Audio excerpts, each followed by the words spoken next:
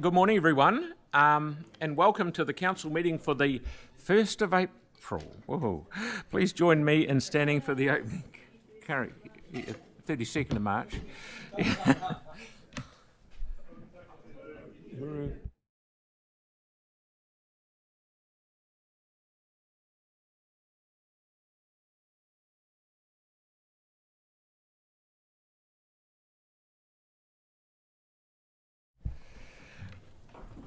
Right.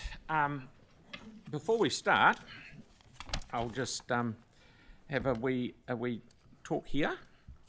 As many of you are aware, former councillor Newton Dodge passed away last week, and I attended his funeral yesterday. Newton was a long-standing member of this council, serving for 27 years. That's more than you, Yanni. And I am putting a bit of humour into this because what a lovely family. And halfway through the service, they gave the microphone to his wife, and she said, "I had to put up with that man for 60 years." So it was lovely, you know. So and he's city councillor for the North Ward, and he was a well-known and much recognised figure around Christchurch. He also served on the Christchurch Drainage Board from 1971 through to its disestablishment in 1989, including as chair for the board's final 6 years. He was also the founding member of the Christchurch-Karashki Sister City Committee, serving continuously right from its establishment in 1974 and doing an extraordinary 50 years service, including 9 as chair. Okay, and one of the things you hear at Barry Corbett got up and spoke, and he said, "Isn't it sort?" And we all know this as you go to a funeral, you hear about all the good things, a lot of things that people do, and you go, "Oh, yeah, if I'd known that more, I should have got to know the person more." So it's So it's interesting. In recognition of his deep commitment and relationship between New Zealand and Japan, he was honoured, and he was very, very proud of this, by the Emperor of Japan with the Order of the Rising Sun in 2012. Beyond civic life, Newton was deeply involved as a leader in the Baptist Church and at Ferrymead Historic Park, giving generously of his time and energy to causes he believed in. He also had a strong sense of humour. Some may remember his time running Newton Dodge blinds with the vans proudly marked with the slogan, "Blind Man Driving." Most importantly, Newton was a husband of 60 years, a father, a grandfather, and a friend to many. My thoughts are with his family and those who cared for him. I met some of his family yesterday, and what a lovely group of people. Newton will be greatly missed, and his humour, enthusiasm and long contribution to Christchurch will not be forgotten. Could we please stand for a moment's silence?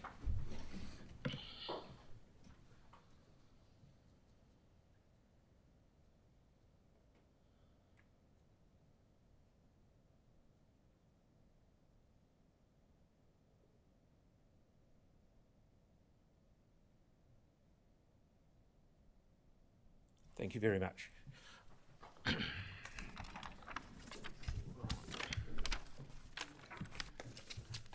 Okay, so before we get to apologies, I'm letting everyone know that we'll be adjourning this meeting this afternoon, and we will be having a workshop on item 9, Christchurch Wastewater Treatment Plant Pond Odour Mitigation.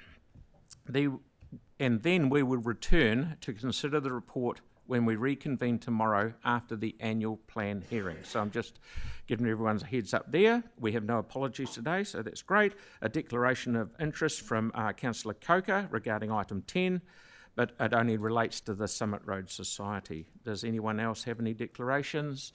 If you do, sing out. That'd be good. So we'll start by hearing from our community boards, who will be also presenting their annual plan submissions today. So first up is Spreydon-Cashmere Heathcote, and Kia and Sophie, please.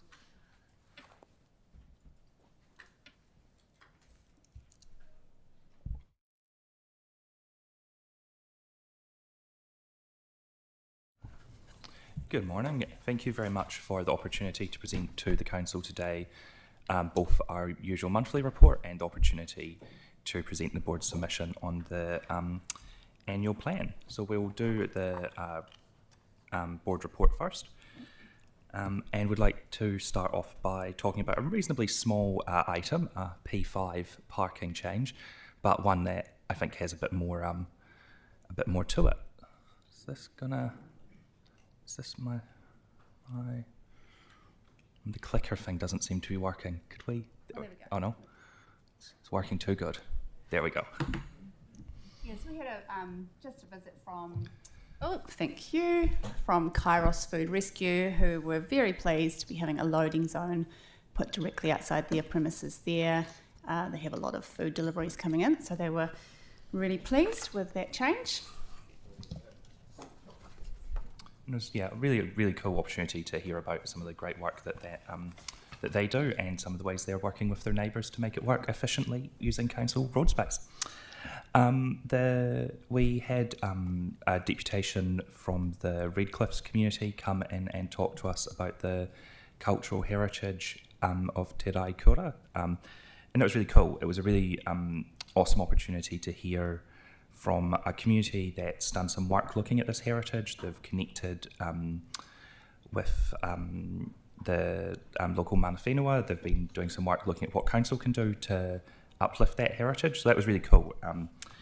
And they've got a phased approach that they'd like to see come through, starting with doing some of the easy stuff around clearing some of the bush and the scrub, then looking at some of the interpretation that could be put in, and just thinking long term about what does it look like to acknowledge this really important part of Christchurch's history. So that's a really cool opportunity. The board has approved the landscape concept plan for stage 1 of the Opawaho pathway. It's alongside Hunter Terrace, along the river there, leading to an accessible entrance at the side of the library. We loved the look of all the native planting that's going in there, spaces for sitting, for scooting, walking, lots of space for everyone there.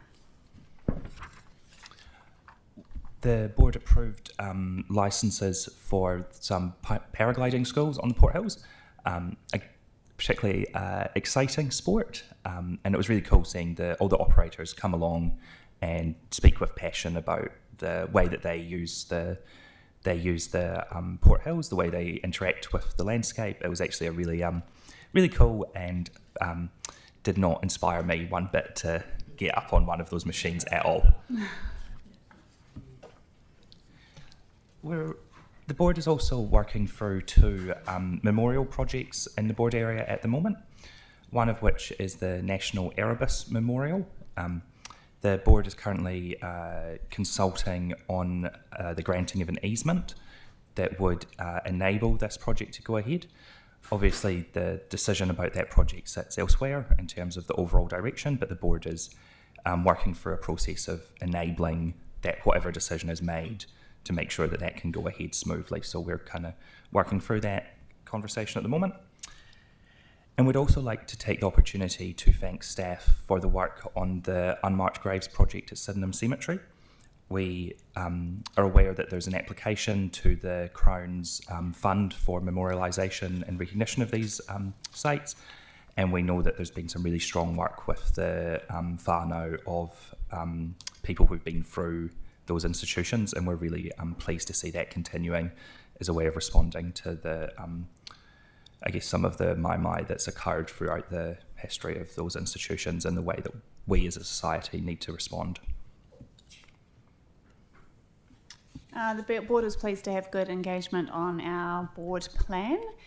We ran 3 in-person sessions in March, both at the farmers markets and the Hunahei Community Centre, and had 46 written submissions. It was great to see overall that people were really supportive of our priorities. And finally, there's always community events, and this is, I guess, the time of year where it's getting a bit chillier, and some events are getting to the end. Sports teams are coming to the conclusion of their season, and there's some championship matches on, and you can see Councillor Coker here participating in. But lovely to have the para and blind low vision lawn bowls tournament in the area. So thank you. Any questions on the board report before we move into the annual plan? Carry on, mate, please. Thank you. So again, thank you very much for the opportunity to present on the draft annual plan. Obviously, this is a hugely important set of decisions for the council, and it's one of the important roles of our board is to come to this table and represent our community's views. So we really appreciate the time that you've put aside to hear from us. We're going to work through our presentation in line with our board's board plan. We think that's a good way to kind of structure the themes that we are passionate about rather than just having a kind of shopping list of projects. So we will work through it in kind of some themes, and we would really, it's about the projects, but it's also about, I guess, that overall direction. So we want to take that opportunity to talk in this way. The first plan and the first priority in our board plan is Kia to Kitai, from the hills to the sea. And there's a range of projects sitting in there that are about how we uplift Te Mana o Te Wai, particularly, and also recloak the Port Hills. And there's a range of those projects through your plan, and we really encourage you to fund those properly and to continue to work on that work stream. One particular item we would like to call out, though, is the Port Hills Plan. This is a document that will provide the backbone of a succession of other work that occurs on the hills, and we think it's really important that council funds it, that there's support given for that document to be finished, consulted, and then to move into delivery. And then over the next long-term plan, I'm sure we'll be coming to talk to you about how that implementation could occur. Just moving on to talk about the Opawaho River. This is hugely important to our constituents, the health of this river and the state of it. And the Opawaho Heathcote River Network are doing incredible work, incredibly diligent, have an amazing report out for those who are interested at the moment. So we absolutely support their work, including planting in the red zone areas as part of that healthy river catchment. Response to intensification. Intensification is an issue that has come through strongly from our constituents. They understand that it has to happen, but they're not happy about the impacts on their lives. So we want to keep this in our plan as a priority. We don't have really set projects that are yet aligned with this, but we want to keep it kind of top of our mind as we see what can be done for people. Where this does align to SOMO, the activation of this area, the board supports affordable housing options, and we have a really cool project in the works there with the Waltham play space renewal. They want to see more connections happening in that Waltham area as well.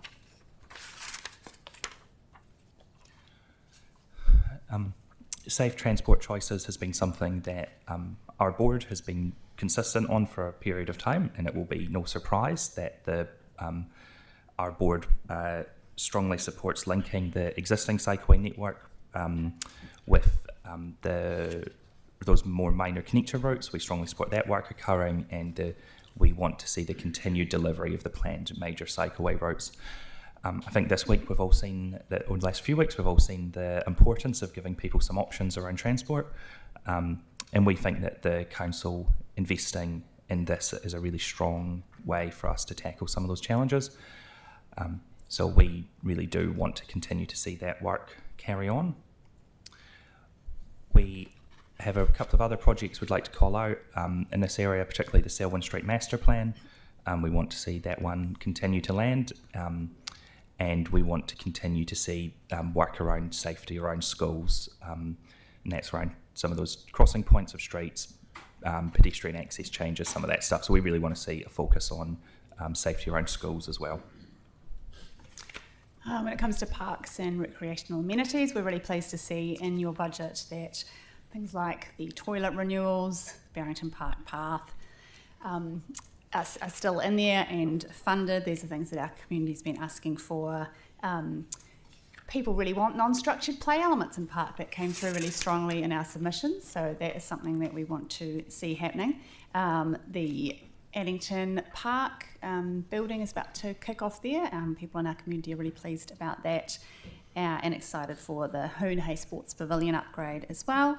We would just note that we're concerned with the proposed budget reduction for the coastal pathway in Monks Bay, especially considering the real support from the community for work in Monks Bay.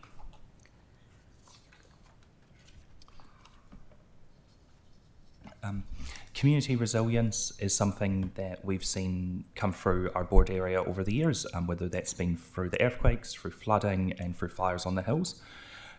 Having a really strong community hubs that are prepared, that have that capacity to be those focal points for communities during those events is really important. So we would love to, and some of that's work that comes through the civil defence team here at Council, who do an amazing job, and we want to make sure that's continuing to be invested in. We would also like to call out the opportunities for rooftop solar and battery storage. Again, something this week, we've probably seen the importance of investing in non-petrochemical forms of energy. So we would like to, in our board area, the one that springs to mind is obviously Omokihi, and whether there's work that could be done there to put some rooftop solar and battery storage in there. And alongside that, we know that that facility is going to be amazing. We'd like to really thank Council for the support that facility's had from you folks over the years. When it opens, we want to see that the biggest bang for the buck. It's been a great investment, and we want to get people through the doors, and we want to have it in an amazing setting. So that's work around the shared pathway and Hunter Terrace landscape plan, delivery of the pump track and basketball court, and continuing to invest in the Mid-Heathcote master plan. Finally, to respond to some of the proposals sitting in the plan, the Community Board would prefer that the Climate Resilience Fund is continued to maintain the 0.25 rates increase. We do not support reducing the contestable grant schemes. We really see that money that goes into those community grants, it's some of the highest value spend that Council makes when we look at the size of those grants compared to the outcomes that some of those community groups deliver. I think those dollars go so far. We would really love to see the Environmental Partnerships Fund increase. Again, that's a fund that unlocks a huge amount of volunteer potential, capacity and goodwill, and we think that investing in those areas is just it's such a huge win for Council. When it comes to the potential disposal of council-owned properties, the board's position has historically been, as I believe was at some point a resolution of this council, was that the first right of refusal is offered to former homeowners. We've raised this, and we know that there's some technical challenges, but we think it's important to put that on the table. There are specific properties that we would like to see some further work done around their historical significance in that context. So we've called those out at 156 McCormick's Bay Road, 4 and 6 Balmoral Hill Road. And that's where we think there's a little bit more due diligence that Council can do to be certain in what's being disposed of has gone for a really rigorous process. And finally, we would like to acknowledge the residents of Grange Street. We're a street in our board area that it was very, very close to being a full renewal just before the earthquakes. Like a couple of other streets, the diggers were pretty much on site, and then obviously everything changed, and they've been living with that for the past 10 years now. We would really like, we think Grange Street's a classic example of a street where there probably is some work to do. We would really like to look at whether there's an option for a transport for a renewal there, but we also think it's a good example of why some of these programs, just the importance of that public infrastructure and making sure the investment is keeping up with the needs of the community. So thank you, and happy for questions at this point. Now, because we've got such a big day, I am going to run right to time. So we've got enough time for one question. I'm sorry, Tim, that Tyler was before you. Kia ora, guys. Is there currently is anything underway in regards to the Port Hills plan? Yeah, so staff have started work on it. There's been some really good work done through the parks team, in particular the head ranger has done some really good work. There's also been some engagement with a consulting firm that's doing some work on it. I think the challenge is now going to be about resourcing that work when we know that those staff have a lot of competing demands on their time, Okay. and they need to balance that. So there's work happening, but we would love to see it resourced to accelerate. Okay, thanks. Thank you, and thank you very much for both of you to come in. Good. Thank you. Okay, so now we have Fendalton-Waimairi-Harewood. I see Jason down there and Nicola. Yep. Welcome to you. Good morning.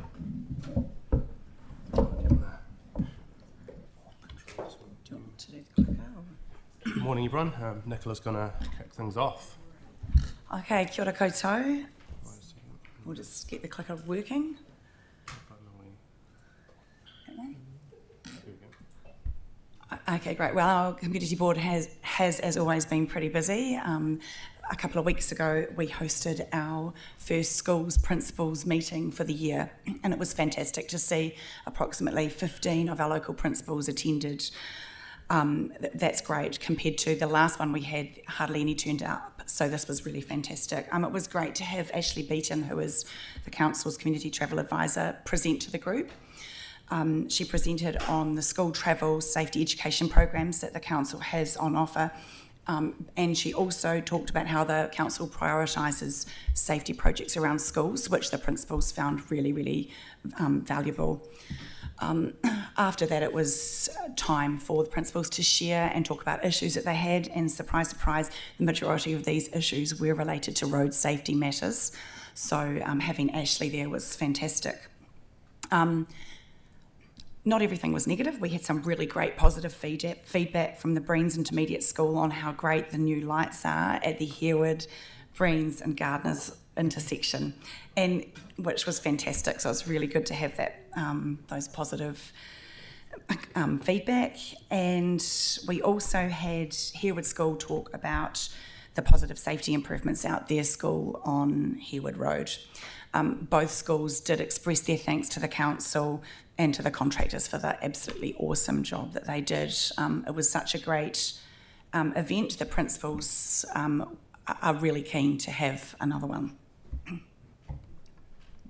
Just one moment, please.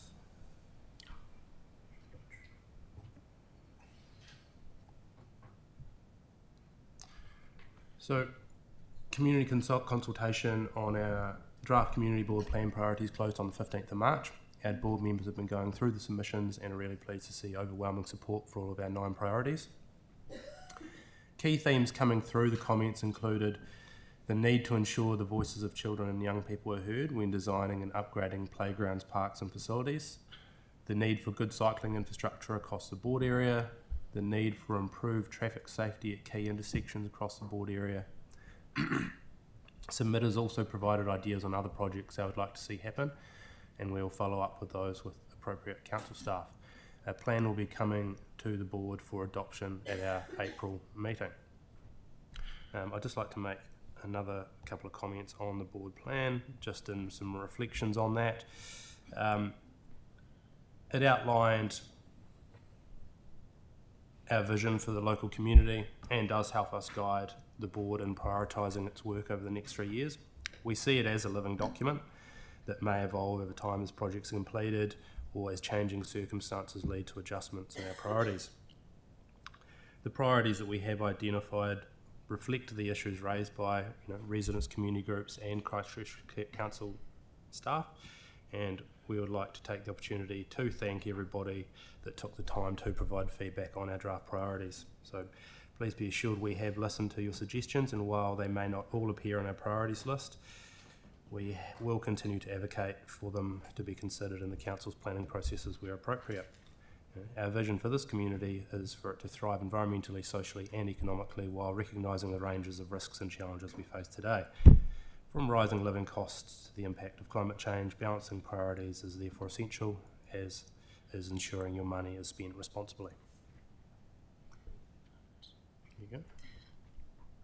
Okay, I'm going to quickly talk to you about a fantastic event that we had called Kia Ora Burnside, Connect at Kendall. Bit of a cut and paste mistake up there. I'm very sorry. We're talking about the Kia Ora Burnside event, not the Belfast Fresh event. So we had this absolutely fantastic event which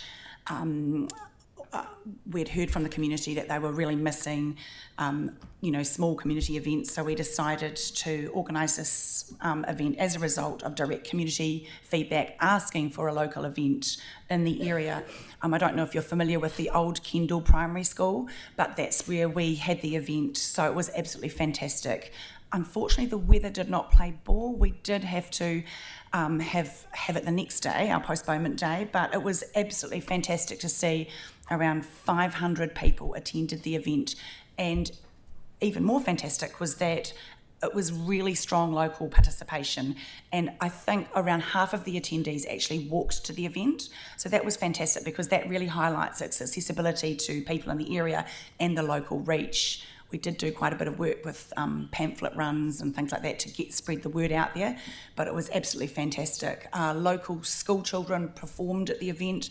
Henry up there did a wonderful performance, and he is from Roydvale School, I think, which was great. The event did provide a welcoming, family-friendly space for residents to connect, and they did enjoy all the activities, and actually they learnt more about our local groups and services. We had a whole lot of sports clubs, local community group fencing.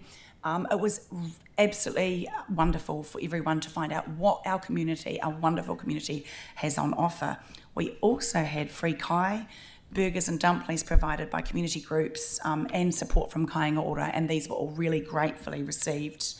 I have to say a huge thanks to our local governance team. Without their support, we just could not do it. Also, our local community representatives, they know who they are.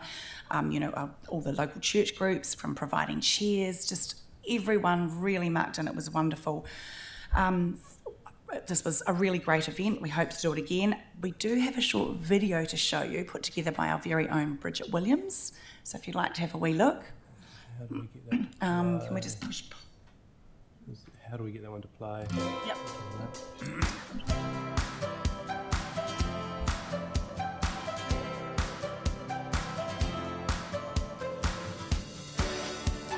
Oh, sorry.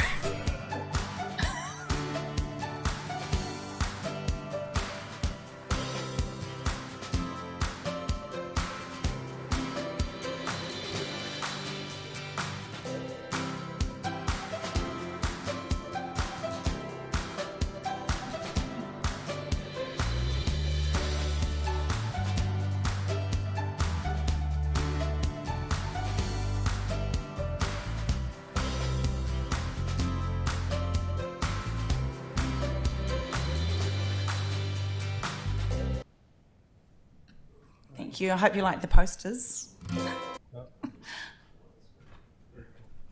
Cool. So with that, we'll just move on to our draft submission, or our submission for the annual plan for 2026-27. So we don't have a large slideshow here, so we'll take our submission as read for everyone and just speak at a high level to some of our comments there. So as a board, we are not supportive of the proposed rates increase of 7.96%. We would like to see that be reviewed and brought down as much as possible, but keeping in mind is with international events happening at the moment that haven't flowed through our communities and council yet, that there's quite likely to be some significant cost pressures that flow through the country, that a lot of the economists and that the government are starting to warn us about, which I think is going to make the job of council even more challenging than it is when you're balancing the priorities of infrastructure and maintaining levels of service and supporting our local community groups and just the thriving of our community. So there's going to be some real challenges there that you guys are going to have to keep an eye on. So I think the prioritisation of projects and really looking even harder than you are already to try and find where the savings and cost kind of control can be done will be critically important, because if we don't take that approach, it may be that the levels of debt that we need to maintain or draw down on to support all of the activities that we need to manage as a council may end up increasing quite significantly over the next couple of years. So we just wanted to reflect that as a broad high-level comment, and understanding that it's going to be extremely challenging for you guys in the year or two ahead potentially. Did you want to speak to? Yep, I did.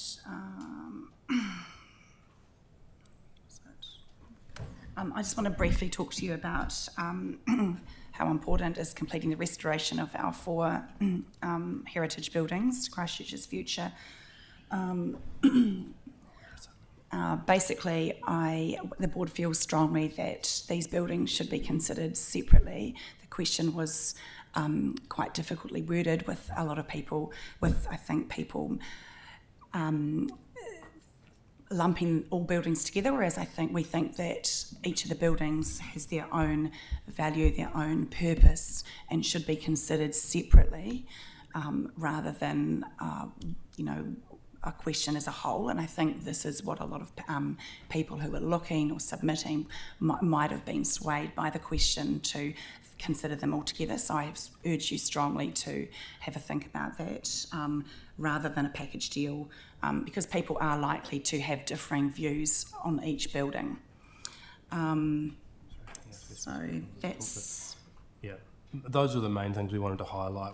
We didn't decide to go down to the detail of our submission, but if anyone had any questions on any of our board presentation or any other questions they wanted to raise, obviously it looks like we have a little bit of time for that. Yanni? No, I haven't finished yet, have you? We are. We're done with that. Sorry, Sam had his hand up first, and then Yanni. Yeah. Hey, thank you. It's just something that came out of the principals meeting was around those safety improvements around schools, and there's a register that exists within the council that we haven't yet been able to get access to. So it doesn't appear that it's being shared with the community board staff either. I've raised it, but haven't had it back because What's the register? It's a basically all the simple improvements we could make around the city that people have raised.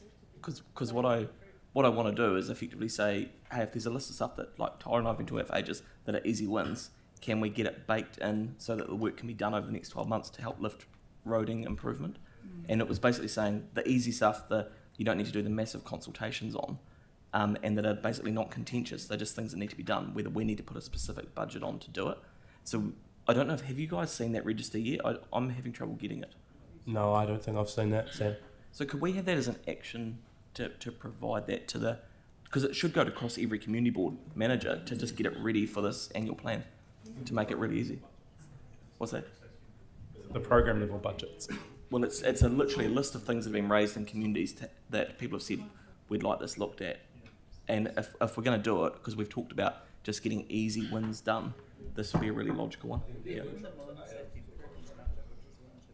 Yeah, but if we get a scope of work that says we need to put on another $3 million this year, now's the time with surplus to go, let's tag it to get them done to lift the improvement. But we're having issues getting the register, and I don't understand why. So, cool.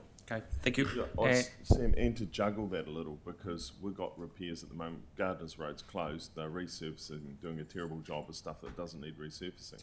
So we could have easily spent that money on something else. So boards do need a better...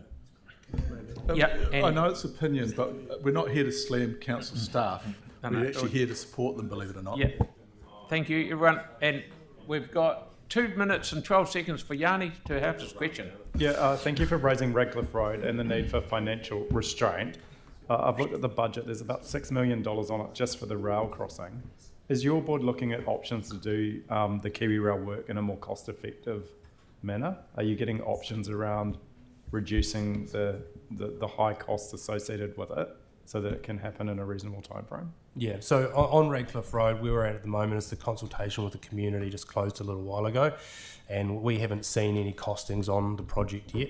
So we're waiting for the feedback from staff on the detailed plan and then kind of what the more detailed costings of that look like. There's been a number of different options explored for crossing points because level crossings Kiwi Rail aren't super keen on anymore.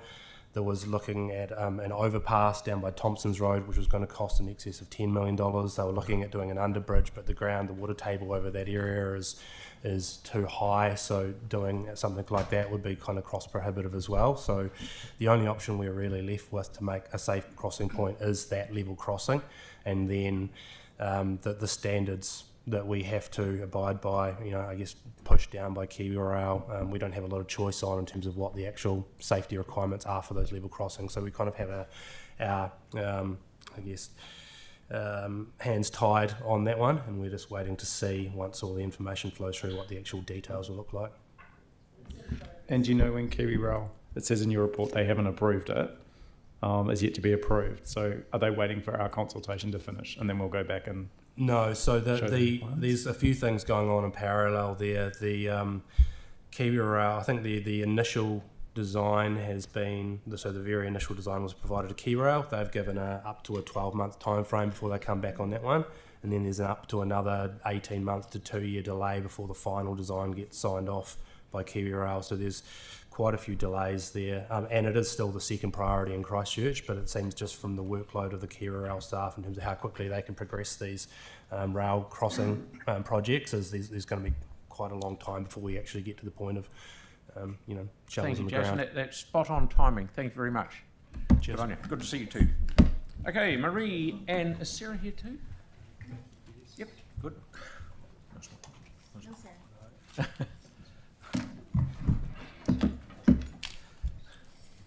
Yes, I know who it is. But... Right, apologies from Sarah. And, okay, kia ora. Magandang umaga po sa inyong lahat. Good morning, everyone. Thank you for the opportunity to present the report of the Waipuna Halswell-Hornby-Riccarton Community Board. Now moving on to the Community Board updates. The board chose to submit to ECAN's draft annual plan. I won't go into the details of it, but the submission includes feedback on issues that relate to and are in the Community Board's area only. That is Halswell, Hornby, and Riccarton. Now, Awatea Athletics at Te Kahu Park, the Community Board approved the placement of storage containers, construction of athletic facilities, and a ground lease of approximately 1,600 square meters of Te Kahu Park to Awatea Athletics Club, subject to the plans in the report attachments presented to the board at its meeting on March 10th. Next one, we've got, in preparation for the opening of the Strengthening Communities Fund in 2026, the Hui on February 5th brought together more than 40 leaders and organizations from Halswell, Hornby, and Riccarton. The gathering focused on building relationships, shaping shared community aspirations, and creating space for Korero with local community board members. The day included an organization expo highlighting the impressive mahi happening across our communities, along with 4 leadership sessions. These are the strategic mapping and impact reporting for community organizations, beginning and strengthening their organization's Te Ao Maori journey, effective youth engagement and meaningful approaches to involving young people, and understanding funding priorities and preparing for 2026. Now, insights from the community visioning sessions will be shared soon. Early feedback indicates that attendees found the Hapori Hui valuable and have requested additional leadership sessions in the near future. Now, Connect 2026 was held on Friday, February 20th at Harrington Park, a free community event that brought Riccarton residents together to share an array of food, enjoy activities, and take part in friendly competitions such as the popular tug of war, strengthening local connections. And Philippines Day 2026, Philippines Day brought a fun-filled celebration of Filipino culture to Ray Blanc Park on Sunday, February 22nd. The festivities featured outdoor games and activities, live music, cultural dances, and a variety of delicious Filipino dishes, offering a welcoming space for connection and an opportunity to enjoy Filipino culture. And I think just a couple of weeks ago, we celebrated Culture Galore, but here at the Multicultural Center, and it was also very successful. I now move on to the board's annual plan submission. If you don't have any questions on the board presentation, happy to. No, we keep going, and then I'll give more time at the end, hopefully, because Right, the okay. clock is on, sorry. Cool. So, thank you again this time for the opportunity to speak to the submission of the Waipuna Halswell-Hornby-Riccarton Community Board on the draft annual plan 2026-2027. I'm not going to touch on every detail of our submission. I just have a short summary of what matters most to the board. Now, the board understands how hard staff and councillors have worked on the draft annual plan 2026-27, trying to balance the many competing needs of the city while minimizing the impact on rates, and appreciates the efforts put into it. The board, however, considers that the proposed average rates increase of 7.96% across all ratepayers and an average residential rates increase of 7.4% is just too high for many of its residents. The board is conscious that many families are already suffering with the current cost of living only, made worse by the fuel crisis, and asks that the council does whatever it can to keep rates increases as low as possible. Regarding fees and charges, the board supports a balanced approach, that is, recover costs where appropriate and ensure affordability and accessibility for residents. In terms of capital spending, the board is aware of many projects, particularly transport projects, that are desperately needed in the board area to address the effects of high rapid growth. It recognizes, however, that funding for these is simply not currently available and has in its submission pointed to a number of projects that it considers need to be provided for in the long-term plan coming up. Now, given my previous comments regarding the impact that rising costs is having on residents, the board considers it is important that funding contestable community grants be retained at the proposed $7.12 million. The board understands that reduction of the amount available in some contestable grant schemes could result in lowering the rates increase by a small amount, but considers that the value gained from community grants far outweighs their dollar value. The board values the work undertaken by a range of community groups that are the recipient of grants to enriching the lives of local people. Now, in its submission, the board indicated its support for the proposal to continue with the planned 0.25% rates increase in 2026-27 for the Climate Resilience Fund. This support was given on the basis that the fund ring-fences rates collected now to invest in future adaptation work. Subsequently, this is after lodging the board submission, board members have been alerted that this may not be how the fund works, and there may be a loan arrangement involved. The board recently received clarification from staff, and we will need time to consider this and come back to you with the board's final position. Now, the board's key message in our submission emphasizes affordability for residents, targeted investment in essential infrastructure, and strong support for community funding while advocating for careful prioritization to manage rates impacts. That's it, and I'm happy to take any questions. Okay, yes, please. Mark, please. Thank you. So, did I hear you correctly that the board's still undecided around the Climate Resilience Fund? At this stage, because we lodged a submission, we had a position, and then subsequently we've had some further information. And so I've asked the board to come back to me, but I haven't had the time to hear from everybody. So we'll park that in the meantime. Okay. Well, yeah, we'll come back to you for a final board decision on excellent. That. Be pleased to hear that when it finally comes out. Yes. And I noticed there you've got a number of capital projects that you've listed, and you're obviously keen to see progress around those priorities around the wards. Yep. Yep. And we will push for it. Excellent. Good on you. Good on you. Thank you, Marie and Bailey. Good on you. Thank you. Right. Paul and Jackie, please, from Coastal-Burwood-Linwood, please.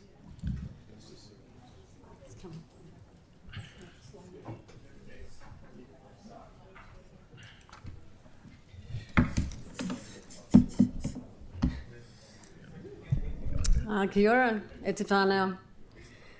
Good morning, councillors. Morning. Just looking for everyone to stop talking to their neighbours. So here we are. Some highlights from our board area, just quickly this morning. We had Estuary Fest in South New Brighton for the first time this year, and that was a brilliant event whereby there were a lot of interactive education stalls to actually help people learn about the estuary. So that was great. And we also had the Bromley Annual Fair. Now, this event is put on by the Bromley Community Centre, and it saw the biggest turnout yet. I have seen those events at Bromley Park run by the Community Centre are growing all the time. It's always a fun day to go down there.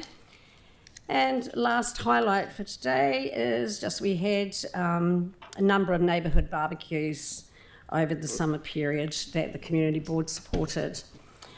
And moving right on to the wastewater treatment plant, yes, it still stinks, we know that, and some days are worse than the others, today being one of the worst ones as I walked out the door.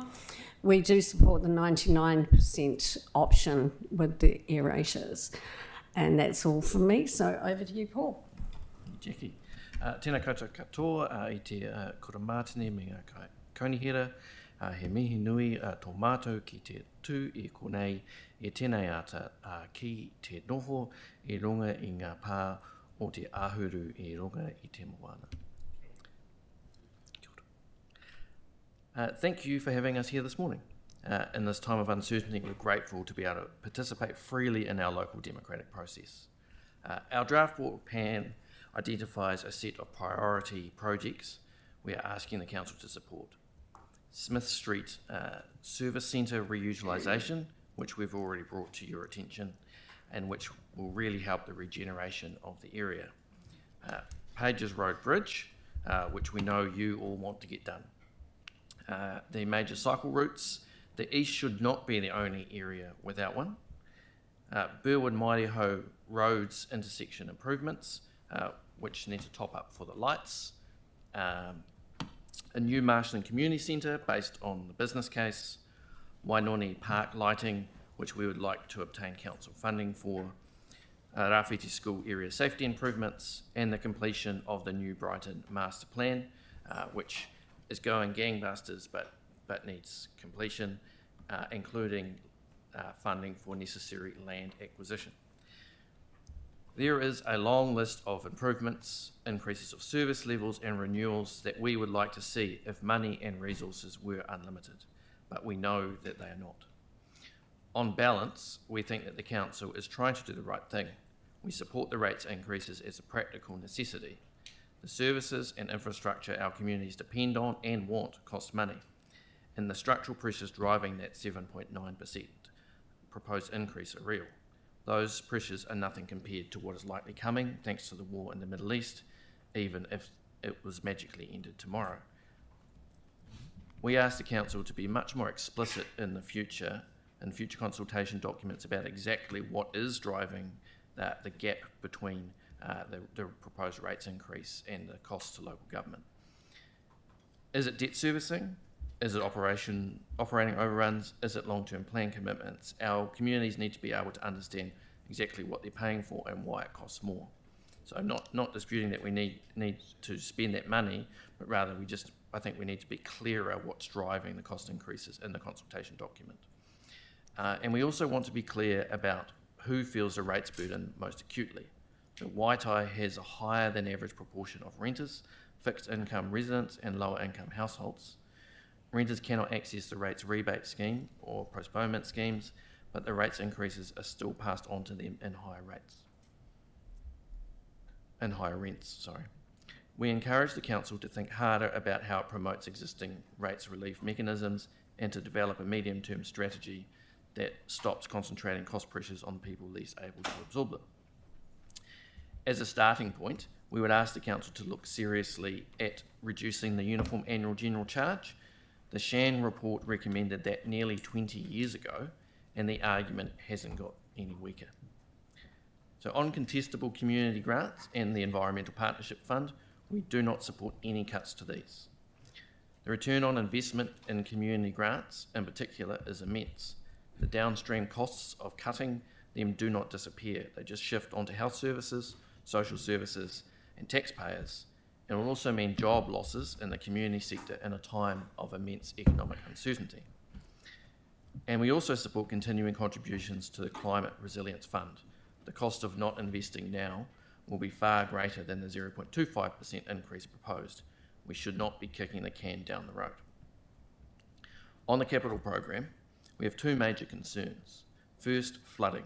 Several Three Waters projects in our area have been deferred or rephased, can't quite tell what. So the Northeast Relief Trunk Sewer, Estuary Edge flood mitigation, the Waikakariki Horseshoe Lake outlet renewal, and multiple pump station renewals.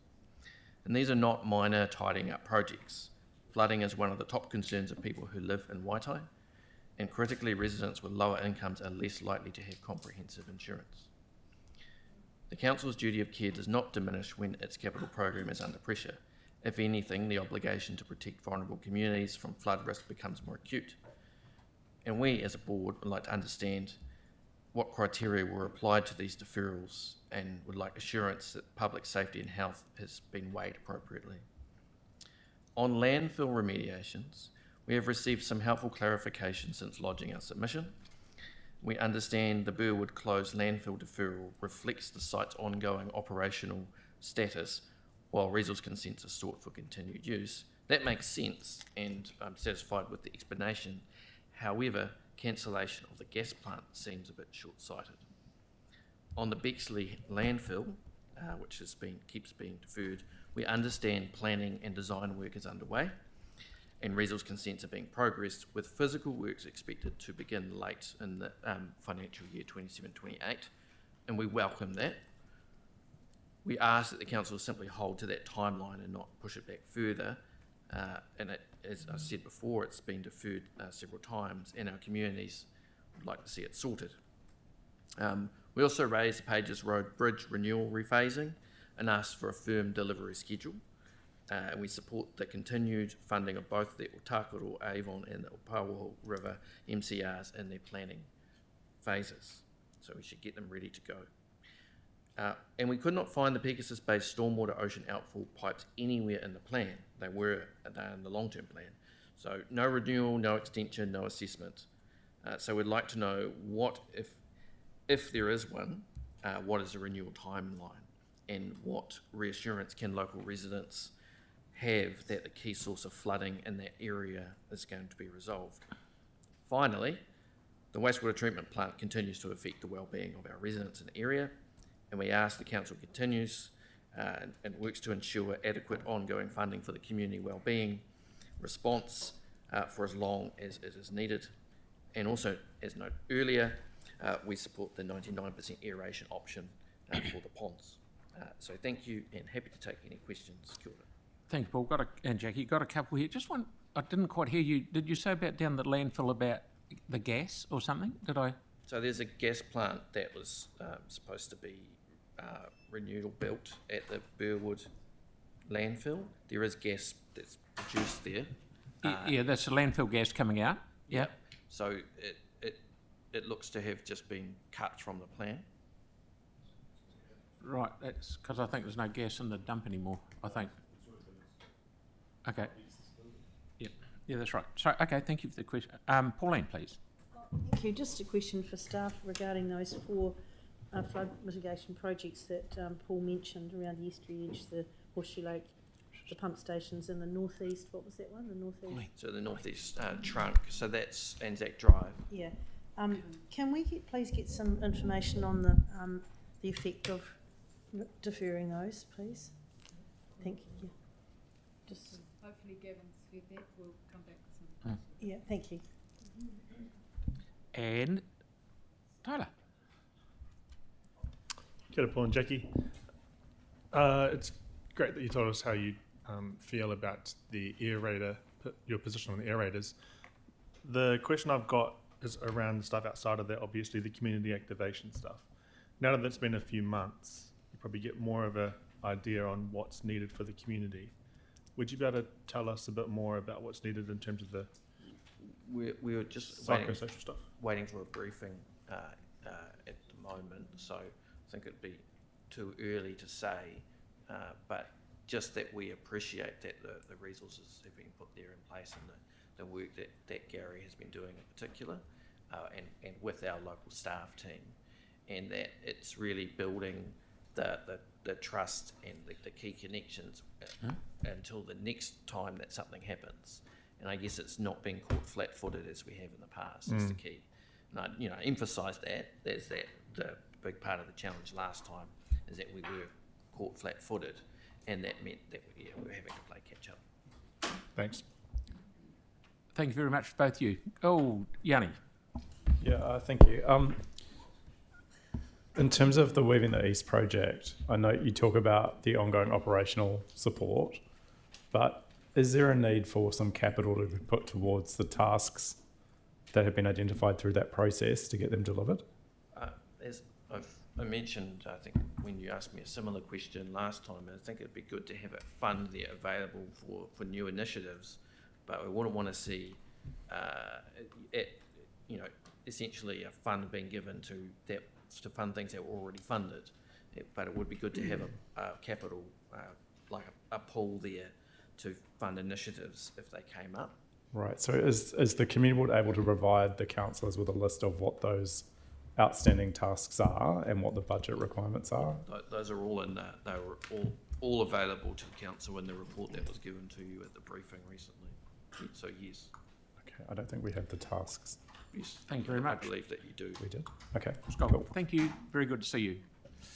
All right, thank you. Yeah. Okay, Lynn and Nigel, please, from Banks Peninsula. Morena, e te whana.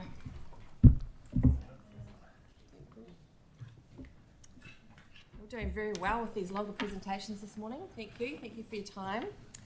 Of course, I will start today talking about the flooding before highlighting two strong examples of community building, the Atahua Community Trust and the Littleton Harbour Information Centre.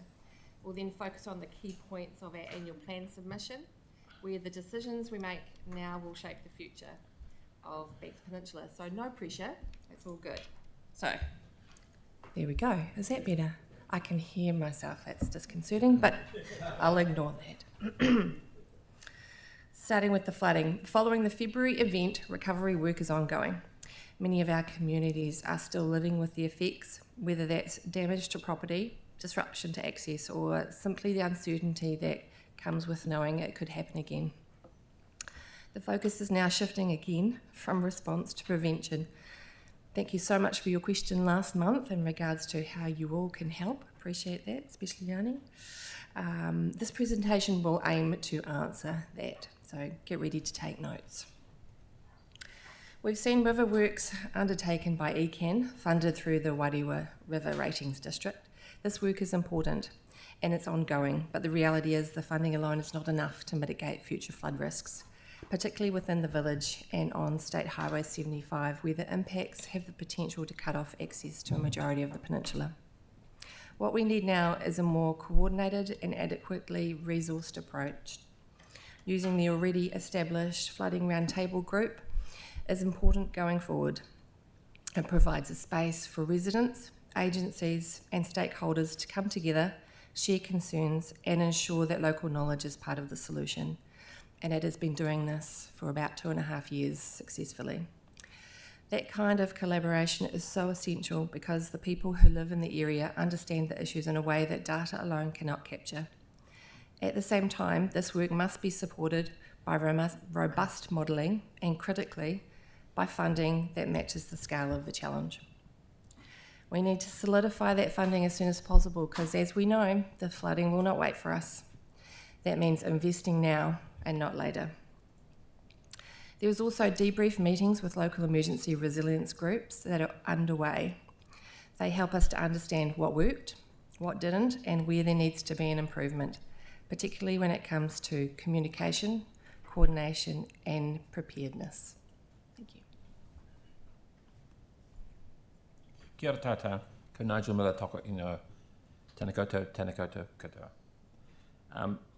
We want to highlight a great example of what connected communities can achieve, being the Atua Community Trust in Kaituna Valley. In late 2025, the residents stepped up to form the Trust as a charitable organisation with a vision of creating a community that values its history and protects its natural environment. And they provide spaces through Kaituna Hall, the reserve and the wider domain that are already delivering on this vision, as was made evident during the recent flooding emergency. They have a collective weeding team, and they're working hard to strengthen the social connection through their disparate community, including the shenanigans of an annual cricket competition involving other parts of Banks Peninsula. They're creating and building relationships which are truly strong. Another example of a very different way we are working is the Lyttelton Harbour Information Centre. This is a time when you might think that physical information centres are obsolete, but the reality on Banks Peninsula is quite different. These centres in Lyttelton, Akaroa and Little River are not only relevant, they are thriving. We don't want our tourists to ghost through Banks Peninsula looking at their screens where to go. We'd like them to meet the real people and get to know our community and make it a proper experience. In 2025, only 17% of the people who went into that centre in Lyttelton came from cruise ships, telling you something different to what you might expect. Volunteers report that some visitors have come straight from Christchurch Airport, noting that Lyttelton had an available information centre, looking for face-to-face advice. Local knowledge and personal interactions still matter, and these volunteer-run centres create a great form of community participation that supports local businesses, strengthens experiences, and this is why the board is seeking a small amount of ongoing funding, a modest investment that delivers, we believe, significant economic value. Now turning to the annual plan, we will go through some examples from our submission.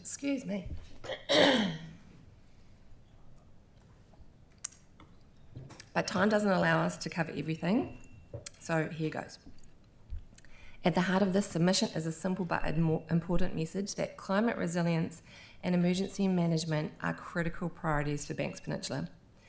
They are essential not only for the safety and well-being of our communities, but also for restoring and maintaining confidence in council. So first, the Climate Resilience Fund. The board strongly supports maintaining this fund, given the peninsula's exposure to coastal hazards, extreme weather and infrastructure vulnerability. Proactive investment is not optional, it's essential. Every dollar spent on resilience is a dollar well managed, evidenced from IAG's independent Sapere analysis shows that proactive mitigation saves $5 to $6 in future recovery costs for every dollar invested. Secondly, Akaroa Harbour Climate Adaptation Planning. This is critical. Akaroa faces increasing risks from sea level rise, storm surge and erosions. Prioritising adaptation planning here is critical for giving the community clarity, confidence and a pathway forward for this economically important community. The board strongly advocates for Akaroa to be prioritised for the next stage of coastal adaptation planning. Emergency hub development and comms communications. One of the clearest lessons from recent events is how vulnerable our community systems are. We need reliable alternatives, including low Earth orbit satellite internet, access to Orion radio system, and a more robust land-based connection. Because in an emergency, communication really is everything. Marine structures. Wharves and jetties are not just recreational assets, they are lifelines. They support access, response and recovery when roads are compromised.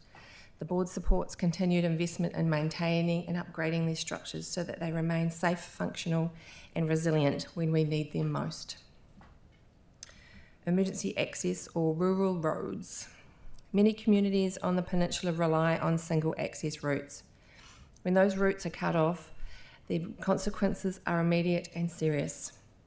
Improving resilience and ensuring rapid restoration after events is a priority. This leads directly into rural road infrastructure. These roads are essential, not optional.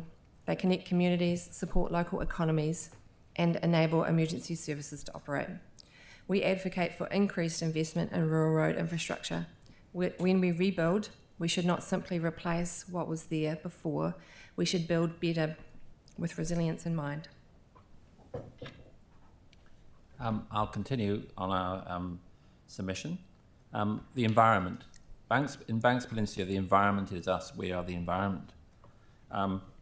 We strongly support the continuation and the increase in Environmental Partnerships Fund.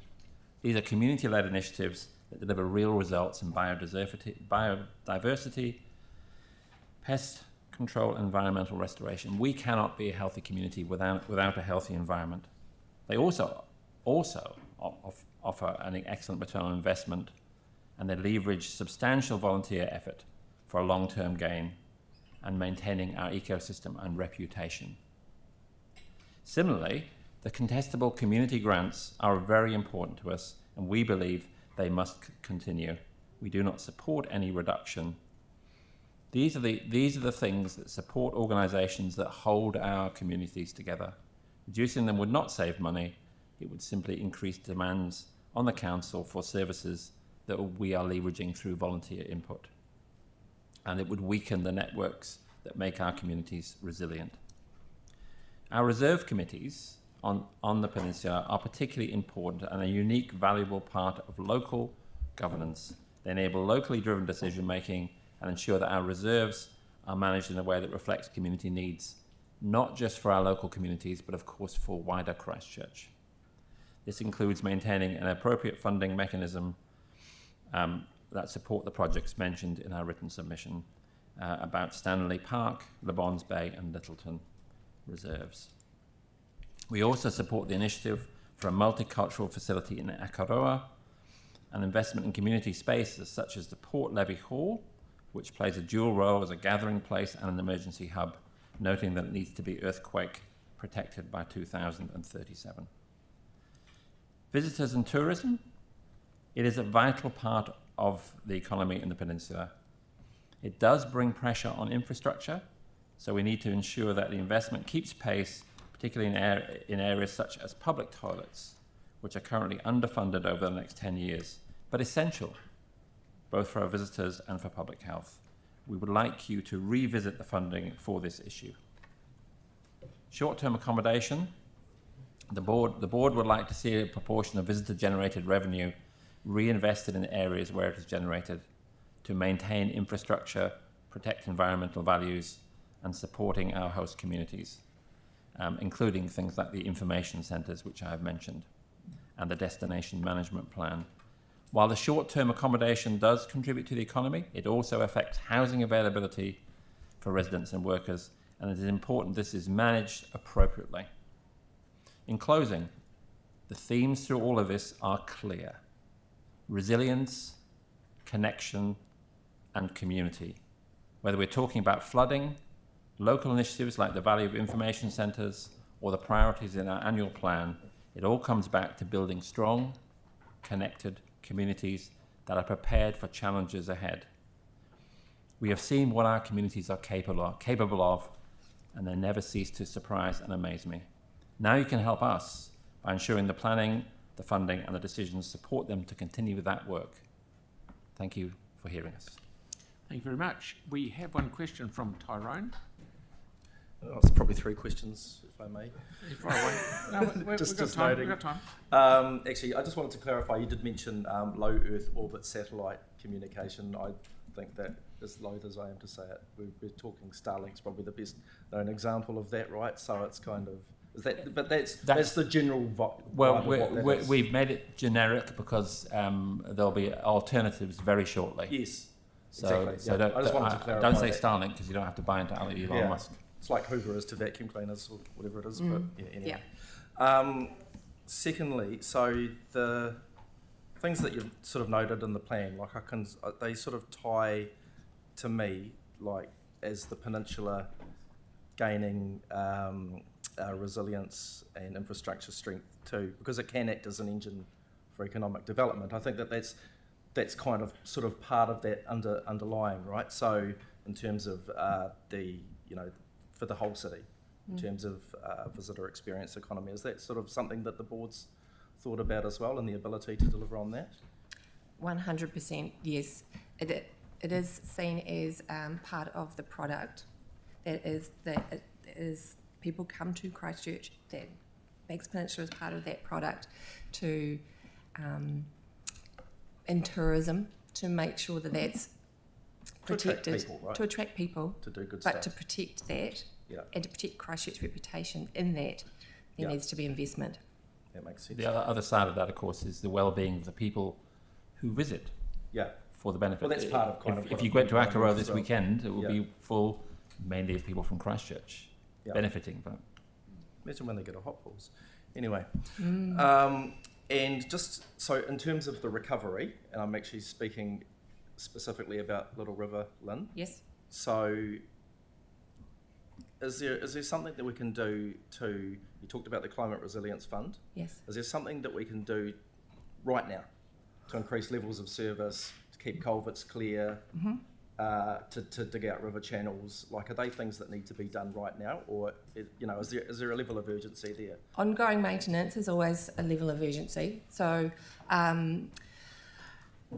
yes, there is. We're coming up to winter. People are wondering what these new changes with some of our rivers, which have changed their path, what that actually means and what that means for our culverts, clearing our culverts. So ongoing maintenance. There has been a good job, fantastic job, especially with the roading team and the waters team. That needs to be maintained 100%. Yes, there's also some really cool options on the horizon for mitigation too that we're working on. Okay, good. Aren't we lucky? We've used up all our time. Sorry, Jan, you won't be able to have Fantastic. Thank you very much, team. Good on you. Oh, and Lynn, by the way, I drove up that, is it Bachelor's Road? Yes. I actually rang the contractor and told him what a fantastic... Have you been up there since? I haven't been up. I haven't seen it yet. Go for a drive. It's outstanding. So it looks like back to normal? You couldn't tell? Yep. Yeah. Couldn't believe It's it. a lot of work. No, well done. Fantastic. Okay, we've got Sunita and Simon, please.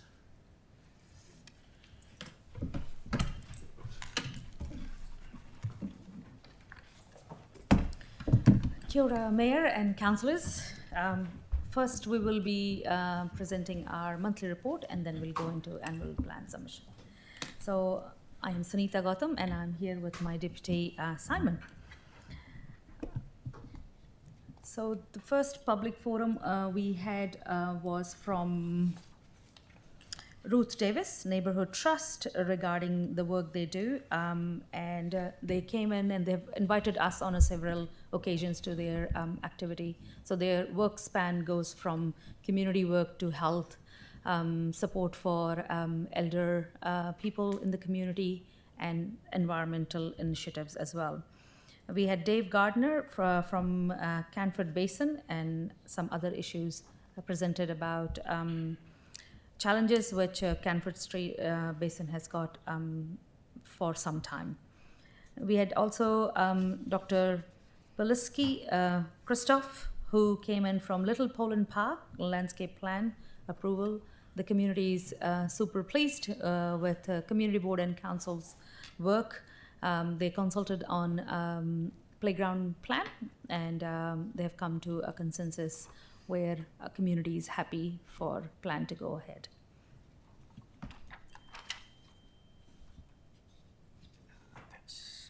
And next we had summer with your neighbors with Atlas Apartment. On top you can see they had a great turnout with resident where they catch up with their neighbors. Also we, Redwood Play Center had a wonderful Christmas celebration with tamariki and whānau in the community. We received great feedback from community thanking board. Staff recently supported Papanui House of Hoops event in collaboration with Te Ora Hau and Youth and Cultural Development, YCD. That event was hosted at Te Ora Hau and we had 9 teams of the rangatahi attending that. So that's 3-on-3 basketball. And there's been a series of those events run by YCD around the city with a final, was going to be last month, it's been rescheduled to the 12th of April. Be a great one for councillors to put in their calendars. And alongside the games, there was music, food, and just opportunities for the community to connect. And out of that as well has come some further collaboration conversations between Te Ora Hau and YCD. Also acknowledging park staff along with residents and volunteers who participated in a clean-up at Petrie Park, and there's another one of those coming up heading into winter. Our board also supported a fantastic Saraswati Puja festival at Phillipstown Hub, and the event was attended by about 300 to 350 guests. It was a great celebration of community resilience and the multicultural and ethnic group around in that area. Also, there was an annual summer in the Sticks Mill event, which was facilitated by Sticks Living Laboratory Trust. And it was a free event for the community to come and learn more about the amazing conservation mahi done in Christchurch. The Revolution Cafe at Richmond Community Garden has a new structure there, new gazebo. It's a sort of warm covered space that's bookable by the community as well as providing amenity for people at the cafe. So acknowledging the funders of that. And we had Richmond Community Gala just at the weekend with, as usual, a huge range of activities and events happening there and competitions for people to enter as well, everything from preserves to wonky veggies. Phillipstown Party for the People was held at Phillipstown Hub in March and was marked by a fantastic vibe with music, delicious food, fun activities. It also allowed for a genuine conversation for our community, where we encourage the community to take part in the board plan consultation and share their ideas about what matters most in the local area. And last month, board and staff visited St James Ave with the support of our council arborist and head of transport to have a look at the street trees there. That's on the back of one of the mature trees there falling onto a private property just in recent months in one of our high wind events.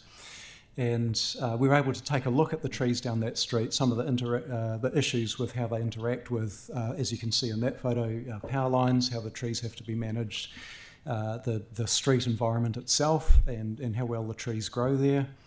Acknowledging as well that this is one of our war memorial avenues, so these trees are a living war memorial and there's high community value placed on that. However, trees also have a finite life and bring various risks and hazards as they grow and mature.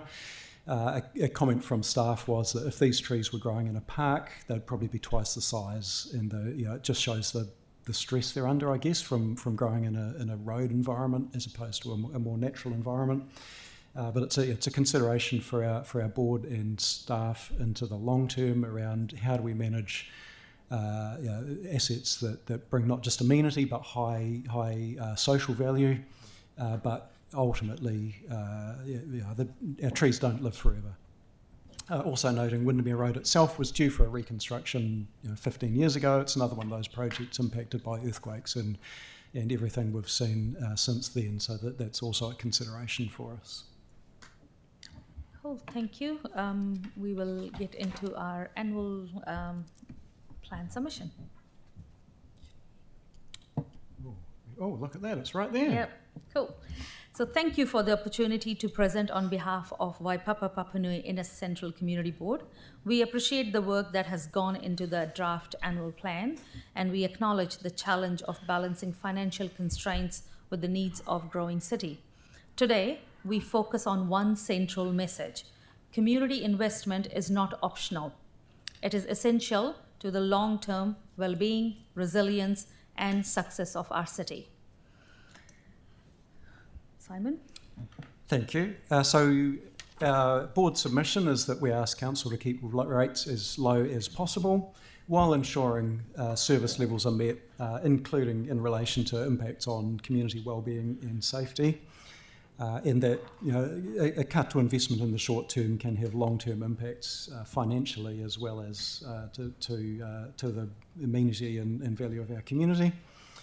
There was a brief moment of confusion I'm just going to own up to as we were writing our submission in relation to contestable community grants, and at one point we were conflating that with Strengthening Communities Fund. Our written submission reflects our final position on that and acknowledging the ongoing investment in strengthening communities and really appreciate the proposed funding level there. We would like to see the contestable funds, contestable grants maintained as they are budgeted. And just noted, it wasn't clear to us either if the alternative option that was in the consultation, what the impacts would be if that path was followed. So through consultation and direct engagement, we know what matters in our community board area: climate resilience, drinking water, road and footpath, transport choices, park and green spaces. So our communities are very clear that they want current service level maintained and they want climate resilience to remain as a priority for Christchurch City Council. In transport, we would be concerned to see reductions to anything impacting road safety. Issues that we've highlighted in our submission include concerns on the Northern Line cycleway at St James Park, heading towards Harewood Road, the narrowing of the cycleway there. A missing section of cycle lane on Prestons Road, in between Hills Road and the new housing developments just sort of west of there, the Oak Bridge area. And also the need for safety improvements along the Northcote Road corridor, which links the Northern Line cycleway with the QE2 Drive shared path. And we have our very busy environment around there, not only in road traffic, but we've also got our two schools that are right there, as well as the large supermarket. We are urging sort of ongoing work on the Northcote Road corridor itself, considering both short-term and intermediate safety, as well as the long-term plan for that corridor.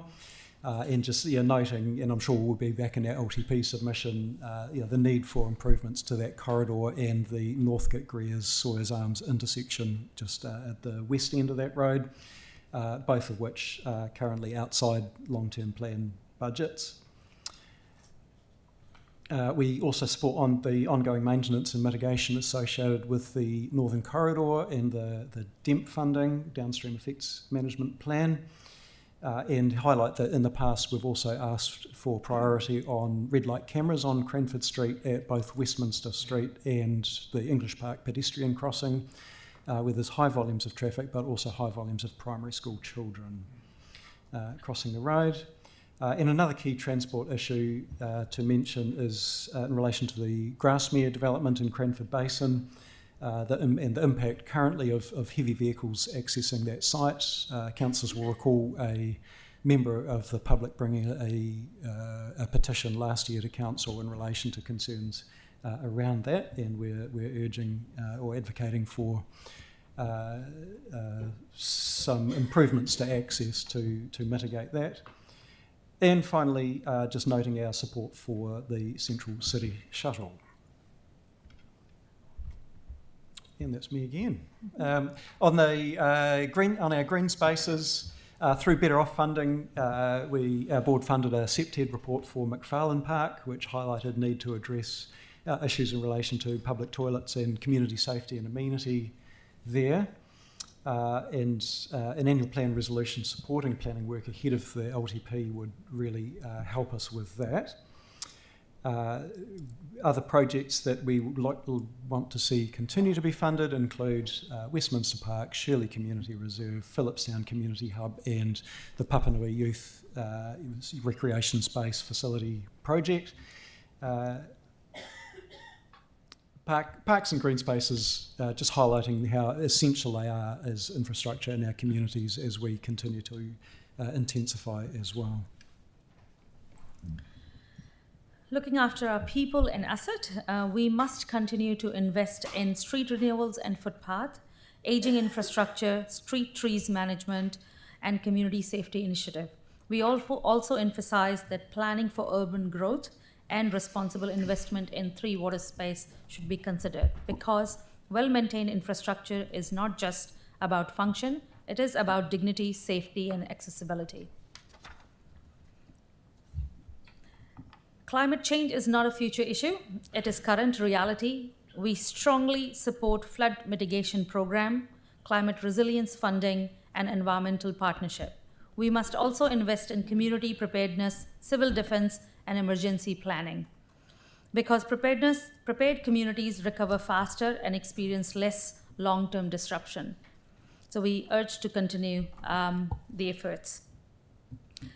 We urge Council to avoid short-term decision that creates long-term cost.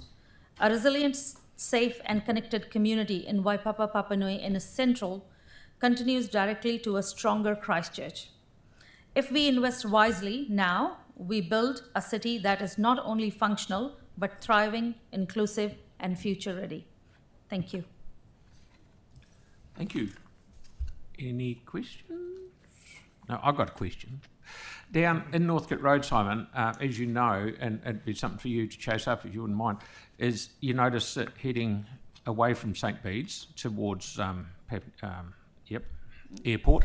On the left-hand side, a lot of that, I'm sure we own a lot of that land because there's a lot of the fences are already set back. There's designations on both sides of that corridor. Some of it we own, some of it there's a designation on, but not currently council owned. Where I'm coming from here is if we owned everything on one side, we can surely take that over and slam a cycleway down there. Don't get everyone fall over the word cycleway coming out of my mouth.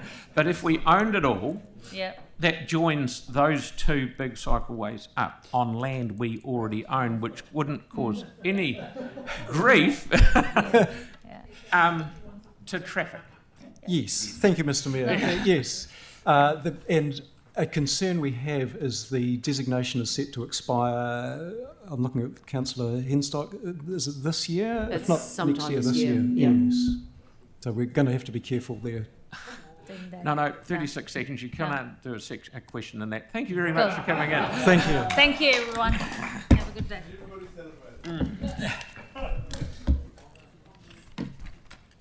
Yep. Yes, we have a mover and seconder for the Com Board reports. Victoria is moving and Pauline is seconding. All those in favour? Aye. Against? That's carried. Thank you very much. And it's now, oh, look, geez, we're good. 11:15, we're back to hear some public forums. And the first one is Laura Ferguson, Brain Injury Trust. 11:15.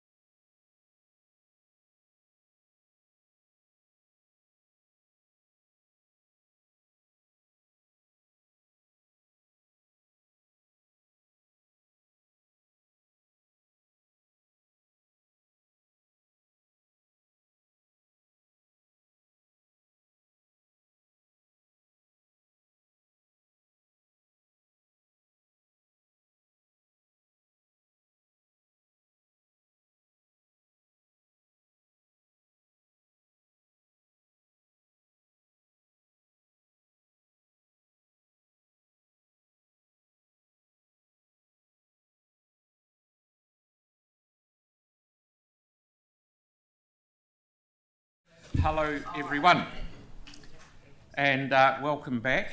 Have we got Katie? Yeah.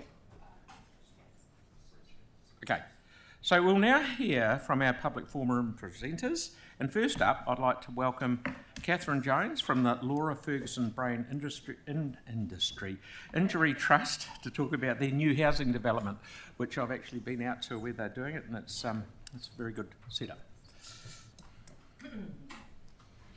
Kia ora koutou. I'm Jasmine Harris, Fundraising and Marketing Manager for Laura Ferguson Brain Injury Trust, and this is Catherine in the red. So yep, we'll just get into our wee presentation. So why are we here? We're here to share our journey, raise awareness and seek your continued support for the vital work that we do. If you're not sure about us, we employ over 240 staff in the Canterbury region. We have many types of therapists, support workers, speech language therapists, physios, occupational therapists, clinical psychs, neuropsychologists, dietitians, social workers, and other administration and management roles. At any one time, we are supporting over 1,000 clients throughout the region. And we provide advocacy, for example, housing, and we also provide employment for our disabled residents and other people in the community with our social enterprise, Can Do Catering. So Can Do Catering employs people with brain and complex injuries, maybe spinal injuries, who would normally find gaining employment very challenging or near impossible due to their care needs or physical impairments. And here is a short video about Can Do Catering. I originally trained at CPIT or Arda now under Dave Spice and yourself, actually. Being back in the kitchen after my accident, it was originally what I trained for and seemed like an easy way of getting back into things, so it's been great. I think it's a great team environment. Everyone is very supportive and friendly, and yeah, we have a great time.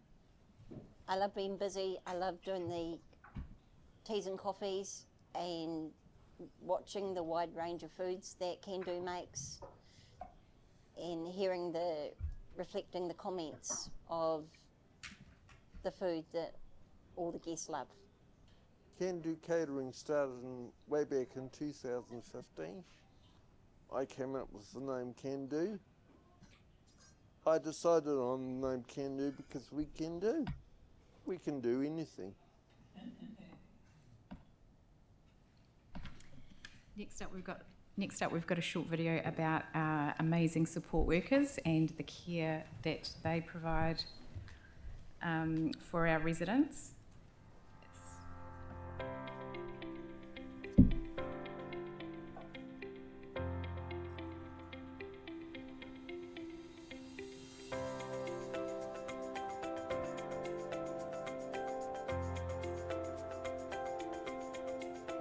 As support workers, our jobs are ultimately to walk hand in hand with the residents and their whānau as they find a new way of life and help facilitate them towards their everyday goals.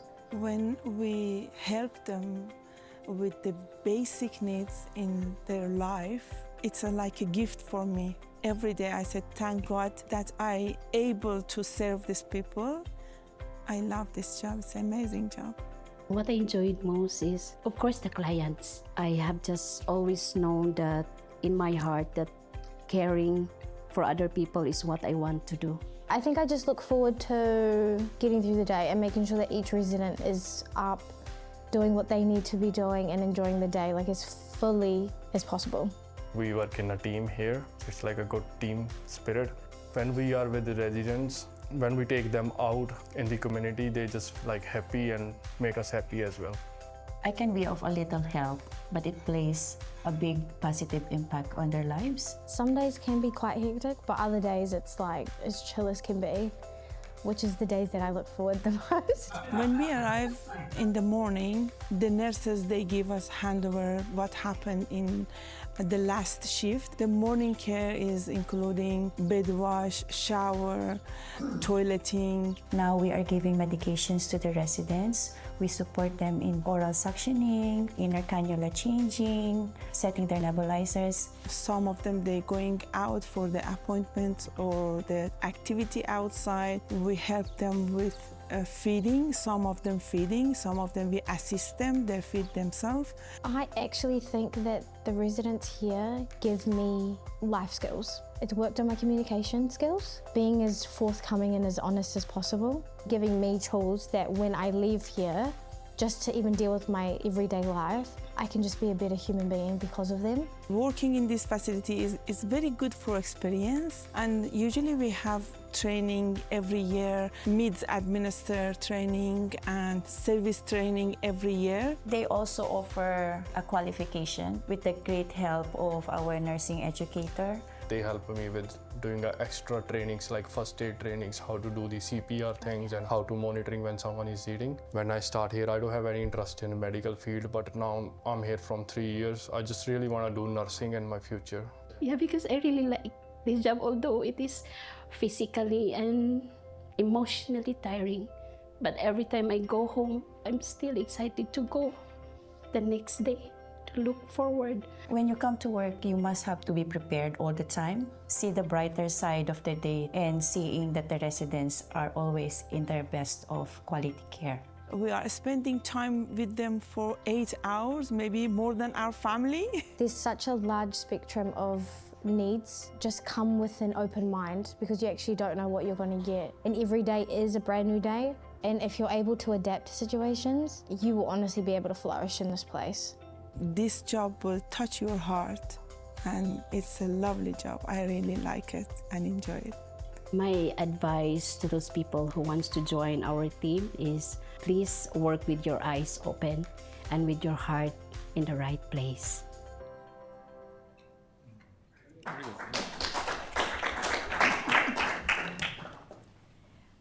We have probably run over time because we thought we had 10 minutes. We're basically here to talk about our redevelopment journey as well. It'll only take about 30 seconds. We're currently in an ageing building. It was built in 1979 in Island Road, but we need to move forward into more accessible housing. We've purchased land at North Parade in Richmond, the old Marion College site, and Island Road is on the market, and bridge repairs have begun at Dudley Creek to allow us to start construction at our new site. And yeah, just here to say that our project aligns with many of your strategic priorities, and yeah, we're grateful for your ongoing support. Thank you very much. I've been down on site at yes, thank you. The sod turning, and congratulations for what you do, and all the best in selling the old one, because that'll help fund the new one a bit, I hope. Yes. Tyrone, please, and that's only one question. Oh, really fast. Thank you. Thanks for everything that you do. This is quite specific. It's about Huntington's disease, and I imagine you have a number of clients that you have to manage with that condition. Are there any gaps there that sort of where you could, where you need support to manage that type of? Yeah, I can answer that. We don't actually support people with Huntington's because there actually is a specialist provider of residential support for Huntington's in Canterbury. So it's because it takes a lot of skill, and people with Huntington's have such a broad range of needs. Our facilities and our services are not set up, so there's quite a specialised service for that. Thank you so much. Thank you so much. And work physically started, or you've got to get the bridge sorted first, because when you're getting into it, it gives a go. It's there. Smith cranes are on site digging it up as we speak, which is exciting. So, yeah. Thank you very much. Good on you. Well done. Thank you. Thank you. Okay. Now we'll hear from Zoran, who will talk about the Council's decision-making authority and consideration of constitutional questions. Hello there. Good morning. Thank you, Mr. Mayor and councillors. My name is Zoran Rakovic. I'm speaking as a concerned citizen who believes public bodies must stay inside their lawful lane. For anyone who has not followed this matter, the background is simple. On 4th of March, this council considered a notice of motion asking staff to investigate protest-free areas at sensitive sites in Christchurch, including the Bridge of Remembrance, the Earthquake Memorial, places of worship, and cemeteries. This motion was debated and it was lost. I'm not here to refight that vote. I'm here because I think the more important issue is what that episode tells us about the limits of council's role. In fairness, a councillor is generally entitled to raise concerns and try to put matters before council. That is part of the democratic process. If Councillor Keown had concerns, he was entitled to voice them. But that is only half of the story. The other half is that once a matter is raised, the chair, the chief executive, and the council as an institution have a duty to ask a prior question. Is this actually something councils should be deciding on at all? Christchurch's standing orders already recognize that gatekeeping role. They provide that the chief executive, in consultation with the chairperson, may refuse to accept a notice of motion if it is not related to the role or function of the council, local authority. That is where I say the system should have stepped in here, because this was not just an events matter. It was not just a question of convenience, taste, or public discomfort. It touched freedom of expression and freedom of peaceful assembly. Those rights are affirmed in the New Zealand Bill of Rights Act, and the Act also says limits on rights must be prescribed by law and demonstrably justified in a free and democratic society. That matters because councils are creatures of statute. Under the Local Government Act, the role of a local authority is to give effect to the purpose of local government and to perform the duties and exercise the rights conferred on it by statute. In plain English, council has broad responsibilities, but it does not have a free hand to wander into whatever field it likes. It must stay within powers Parliament has actually given it.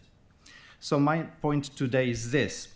Once a motion starts moving into the territory of limiting where lawful protest may happen, that is no longer ordinary local business. That becomes a constitutional question. In my view, that is a matter for Parliament, if legislation is needed, and for the courts, if the legal limit of rights are to be tested. It is not something a city council should drift into through a notice of motion. I'm not suggesting bad faith. I'm saying good faith is not enough. Public bodies can overstep by accident as well as on purpose. That is why legal boundaries matter. So what is the remedy? First, council should treat this as a governance warning. If a future notice of motion touches rights protected by the Bill of Rights Act, it should be screened early for jurisdiction before it reaches the chambers as ordinary business. Christchurch's standing orders already give the chair and chief executive tools to stop a notice that falls outside council's role. Second, if something like this ever does get through and the resolution is passed, council's own standing orders provide ways to revoke or alter a previous resolution. So the answer is not complicated. Screen early, keep council in lane, and if something slips through, backtrack cleanly and lawfully. That would protect the public, protect the integrity of this council, and protect the basic principle that constitutional rights are not to be reshaped by local improvisation. Thank you very much. Okay, that's good. We have time for two questions. Sam and then Tim. Yeah, hey, thank you very much for coming in. I just wondered, and it's always good to get perspectives on things. Do you have a view on if it's democratic for a council, an elected council, to ask for advice from an organisation? I beg your pardon? So the notice of motion was to ask for advice for information. Right. So I'm just wondering, do you think it's democratic for an elected council to vote on asking for advice, or should the councillor not bring it to the table and go through the organisation without it being democratically voted on? I'm just keen on your perspective. Yeah. As I understand the standing order, it gives the chief executive and the chair the power to actually decide on this matter. But I guess the council can vote to go and get advice. I'm just trying to, just so we're clear, because the notice of motion, I know the one you talked about, that was to ask for the organisation to provide advice to the council. So I guess just, if we're thinking about the democratic sort of setup, the elected council made a choice on whether to request that advice, not to make a decision on banning people from particular areas. I'm just wondering if you think that's democratic. Yeah, I can come back to you. My immediate thinking is you shouldn't even debate it because it's a constitutional matter, but I'm going to think about it and come back to you. Okay, thank you. Yeah. And Tim, please. Yeah, thank you, and thank you for the question, I suppose. But for me, Christchurch has had a speakers area which was on the steps in front of the cathedral for, I was involved in it for 40 years, so before then, so maybe 60 plus years, which seemed, I'm going for the pension soon, don't worry about it. So, so it was never for me about a question of preventing free speech. What the question is for me is, where is it best placed? And historically, it was in front of the cathedral because that was the focus and the heart of Christchurch. And the cathedral, whilst it is an Anglican cathedral, opened up to all religions, etc. So that was quite important. The Bridge of Remembrance for me is. So yeah. So did you understand? What it was about? It wasn't about banning freedom of speech. It was about questioning where. Well, that is exactly the purpose why I'm here, because I believe that we are free to speak everywhere, including all public spaces, and we should not be limited. Okay. Thank you very much. Thank you so much for coming in. That's good. Thank you, Tim. Thank you. And thank you, Melanie. Okay, so now we have the Non-Resident Nepali Association, Sulav, who's here on behalf of the Non-Resident Association and is going to talk about the upcoming Nepal Festival on the 18th of April. Yep. Welcome. Kia ora and namaste everyone. Thanks for this opportunity. So my name is Sulav Podel. Again, I represent Nepalese community here in Christchurch, and here I am basically want to talk about a Nepal Festival, which is in 2 weeks' time here in Christchurch. Next slide, please. Okay, so again, I think just to, sorry about that. Again, I think why this is important, this is the first time ever that's happening in South Island, and we have selected Christchurch as a venue. And what's going to happen, so basically it's all about showcasing and celebrating Nepalese culture, heritage, food, everything else. And also, demonstrating the long-standing Nepal-New Zealand relationship, especially, with regards to Mount Everest. I think there are other things that we have in common between us. For example, indigenous, cultures, earthquakes, and also I think the space that we are situated on. I think we both of us are in the middle of two big tectonic plates. So all those things. And again, I think the idea is to create an inclusive cultural space and also demonstrate to Kiwis and all the wider communities about what Nepal is, and the cultures and everything else. So when and where, again, I think it's on 18th of April 2026, Saturday. It's in the Multicultural Recreational Center, and it's a family-friendly event. It's a free event for everyone. So there are lots of activities for kids and everyone else as well. So some of the highlights, I think we're starting the program with a multicultural parade. Even though we are a small country in terms of landmass, we have tremendous diversity in terms of different cultures. We have lots of indigenous people, and we have several different dialects as well. So there's lots to show off. And there is a special space for Everest heritage as well. Just to show some of the stuff regarding Everest, and we have a special stall from mountaineer community called Sherpa. So they are going to be there, showcasing all the things about Mount Everest. And I think we're going to have lots of stalls on Nepalese cuisine. There are some of the stalls are from some of the NGOs from New Zealand, working in Nepal, helping in different aspects. So and I think the other highlights, I think this has been it has taken us some time to get things together up to now. And we have more than 20 different, community-based organizations all over from South Island and North Island helping us out and collaborating with us, providing different performances, helping us from different other aspects. And we have got, like very good support from, financially as well, from different commercial partners, not only from New Zealand, but also from Australia. So I think this is, and again, thanks a lot for Christchurch City Council as well for providing some funding for the program. And especially like Multicultural Center, I think they have been really helpful in terms of, helping us with logistics and planning everything else. And I really appreciate that effort. I think that has been really helpful, especially because this was our first time, and so basically it was going to happen in in the same venue as Cultural Galore. So I think basically we have been able to adapt most of their kind of plans, everything else, which has been really helpful. Honestly, I have to appreciate that. With that, I think I would basically, this is my invitation to you all and your friends and families, and we're gonna have some flyers for you to in the decks as well. So yeah, please, we'd love to see as many as you there as well. So yeah, thanks a lot, and thanks for this opportunity. Mm-hmm. We've got one question from Tyrone. I'd just like to say you picked the right place for the having it at the Multicultural Centre.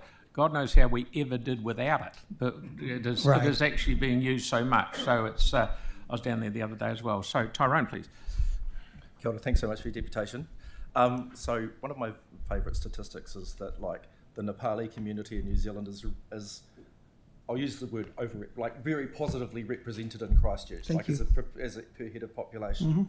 Mm-hmm. It's quite statistically anomalous. So what is it about what does the Nepali community love so much about Christchurch? I'm kind of intrigued by that. Just if you've just got a sense of it. I think there are lots of common, even the way of living, I think there has been, because I think we come from a very community-based approach as well, and living together and doing things together. I think that's something that kind of very common to Christchurch's way of life as well. That's something that I really feel. And again, the whole vibe, I guess, I think that's very, people like living here actually. Someone said to me it was the mountains. Oh yeah, for sure. I think, as I mentioned, the mountains are always common between us. That should be the first thing, Yeah, Tyrone thinks Peninsula is mountains. Oh yeah, but not for us, not for us. Those are hills actually. Back in Nepal, we say hills. Thank you so much for coming in, and all the best for your festival. Thank you. Thanks a lot, actually. Thank you. Okay, next we have Jenny from the South Island Wildlife Hospital, who's going to give us an update on where she is at. Good to see you. Is it just forward? Tēnā koutou katoa. My name is Jenny Fisher and I'm one of the trustees at the South Island Wildlife Hospital. Can I have a show of hands for anyone that's heard of it? Oh, nice. Kia ora. Oh, kia ora, thank you. So I'm just here today to talk a little bit about our kaupapa and some of the incredible mahi that goes on at that hospital with a view to establishing a long-term relationship with council. We've been very clinical facing until now, just being slammed with hospital admissions, so I'm here to get in front of council, ECAN and other interested parties. Started as a charity in 2007. We have over 50 volunteers that man the hospital 7 days a week, 52 weeks a year. 1 full-time vet and 2 part-time vets that we fundraise salary for, and we have a phenomenal amount of in-kind donation that makes up for the volume of work that we do. We see ourselves as a critical part of infrastructure in the conservation area in Christchurch. We know that wildlife are indicators of water quality, habitat condition and emerging ecological threats. Without enough habitat protection alone is not enough. Without the capacity to respond when ecosystems fail wildlife, we close that gap, and we are very much an integral part of biodiversity resilience in Christchurch. I hope after today you understand and recognise what a gem this is in Otatahi, Christchurch, and at a local or council level want to be involved with us. As I've said, we want to grow it into an eco hub where we facilitate learning. It's a phenomenal moment where you see urban volunteers being able to connect to nature in this urban setting and be able to be amongst kia, kiwi, karearea, all our endangered species, and it's just a pleasure and a privilege to be involved in this, and we understand our role in kaitiakitanga. And we support a lot of the conservation groups. We care for the Pohatu penguins, care conservation groups. So we have extensive relationships with conservation partners, DOC, ECAN. Just to draw your attention to that, we're also involved in biomonitoring and surveillance, botulism outbreaks, HPAI, we're testing for that. We have an extensive education and research, and we've started our outreach program into some schools, libraries, wherever we can get in front of. We also help out in disaster responses, oil spills, botulism outbreaks.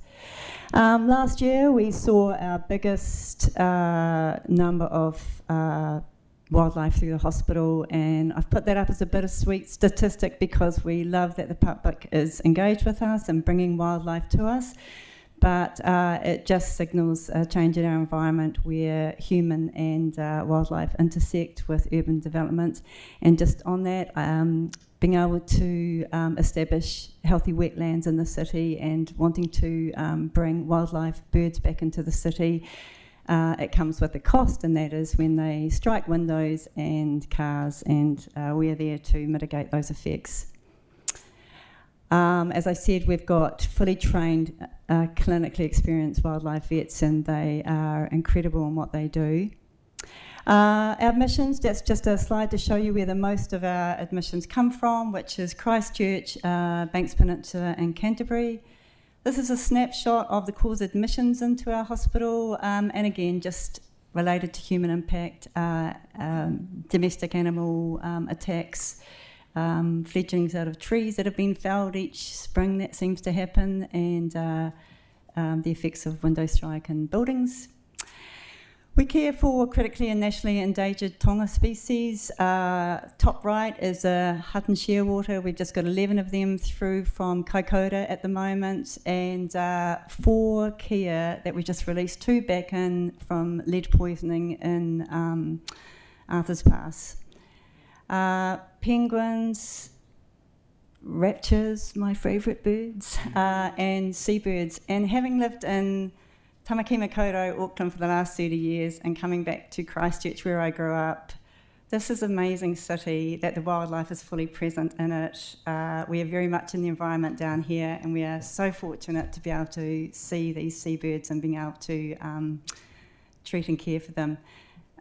We receive many birds from around the country. Common surgeries, fractured wings from window car impacts, fish hook removal, traumatic wounds from animal interaction bites. The highlight and goal for us always is to return our wildlife healthy enough to be able to breed, and this is 2 little korora that we released at Birdlings Flat, and happy. This is the kotuku, the royal spoonbill. We release these around the city. We'd love any councillors to be involved in these releases when it's appropriate. It's always a pleasure to see them go. Our hospital really relies on our volunteers, and they do everything from cleaning crappy bird poo off towels to being able to do this, which is the end result, releasing our breeding wildlife back into our environment. Last slide, and I spelt cities wrong at the top, apologies for that. We really want, I guess, the council to be able to think this is part of our city story, that we have this amazing wildlife hospital that engages local community, and it signals a healthy city. We are part of the environmental identity, and it would be lovely if you would be able to come along and support us in everything we do. Kia ora. Thank you. Sorry, we're running out of time, but thank you so much for what you do. Now, I might have had my head down and said, where are you? I didn't say so. Yeah, oh, that's good. Okay. I missed we it. operate out of a tiny piece of land on the Willowbank Wildlife Reserve. We've outgrown that area, and we just have to look for other spaces. But at the moment, that's where we operate out of. Okay. Yeah. Thank you. Thank you so much for coming in. Thank you. It's brilliant. Okay. So now we have Lachlan, Joel, Lynn and Kate from Jolt Dance Company. We're going to hear all about its inclusive dance programs. Welcome. This one's up. Oh, shoot. One job. Yeah. Kia ora, I'm Lachlan. Kia ora, I'm Joel. Jolt is an inclusive dance company. All our dancers have intellectual disabilities.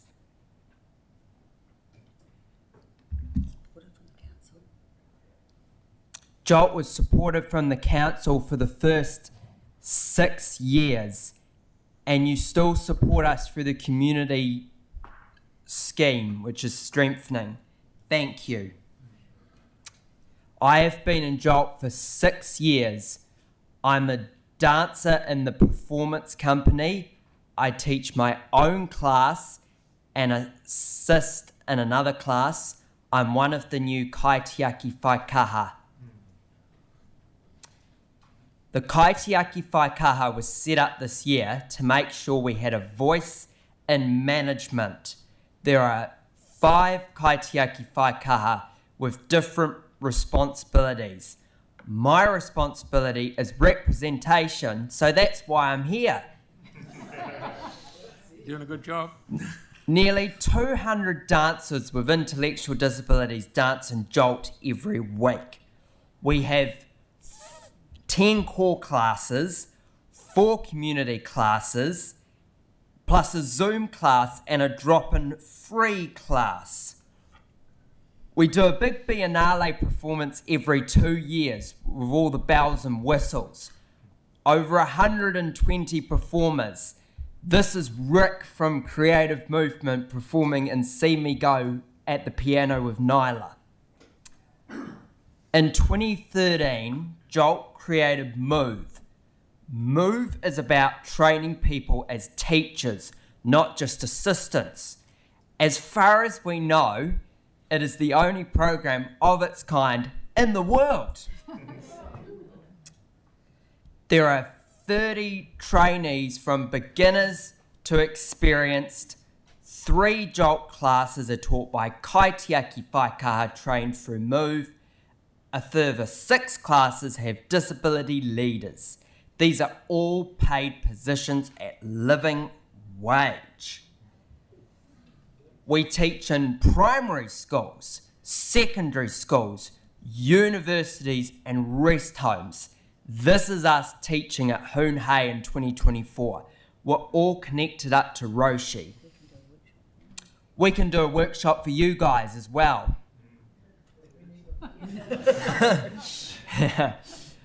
Performances share our unique ways of dancing and thinking and imagining. We have a performance company.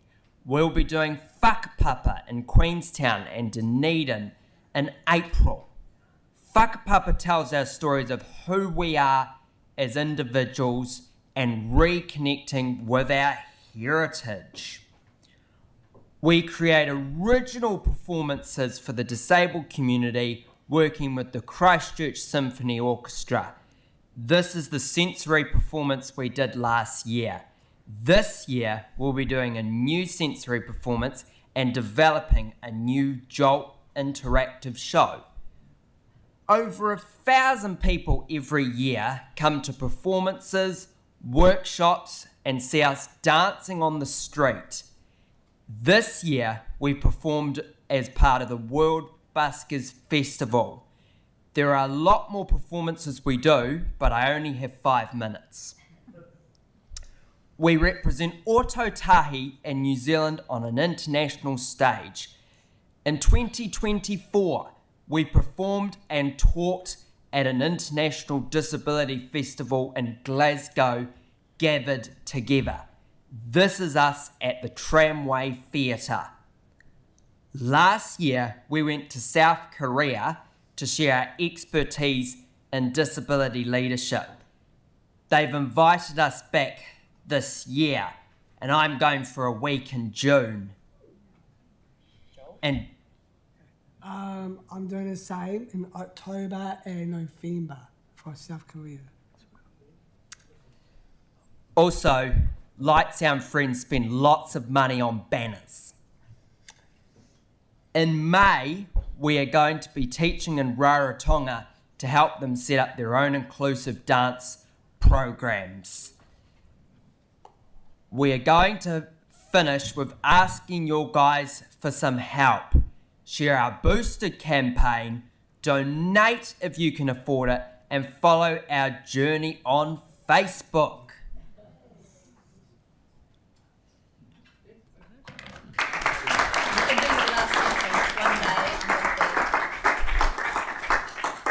One day, my vision is to be the GM of Jolt.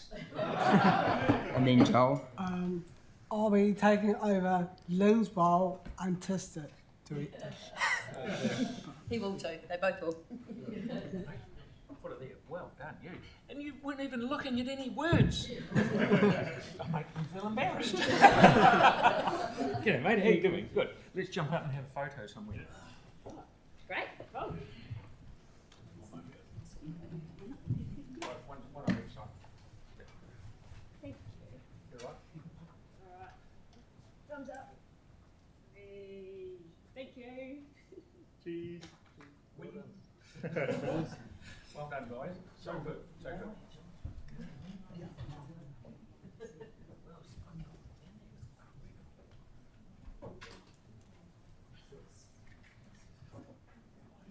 Ah, that's very good. Right, now we have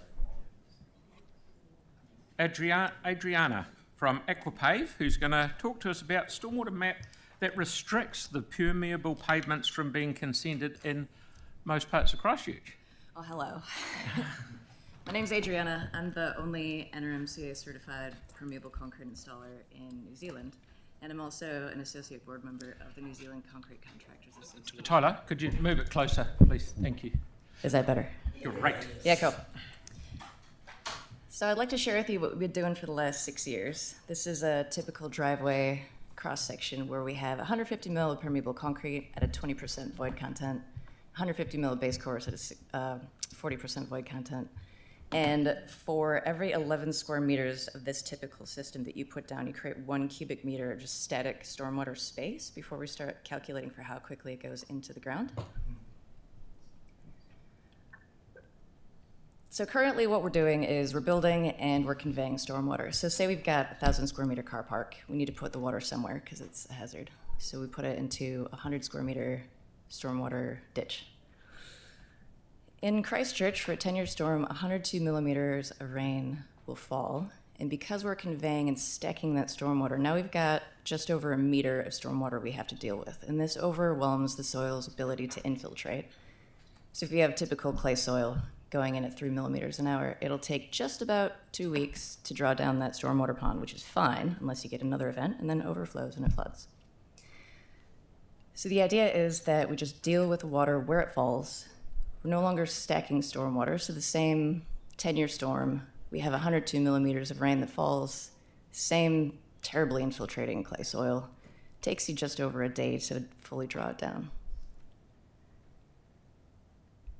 Graphically, that's what the storm would look like. We have a storm event with one major peak in the middle, which is actually quite common of Auckland. It's sort of your worst case scenario, but the space between the orange and the gray line is the base course, and that orange line represents how much water is actually in the system and then how long it takes to draw it down. So that would be 37 hours in that case.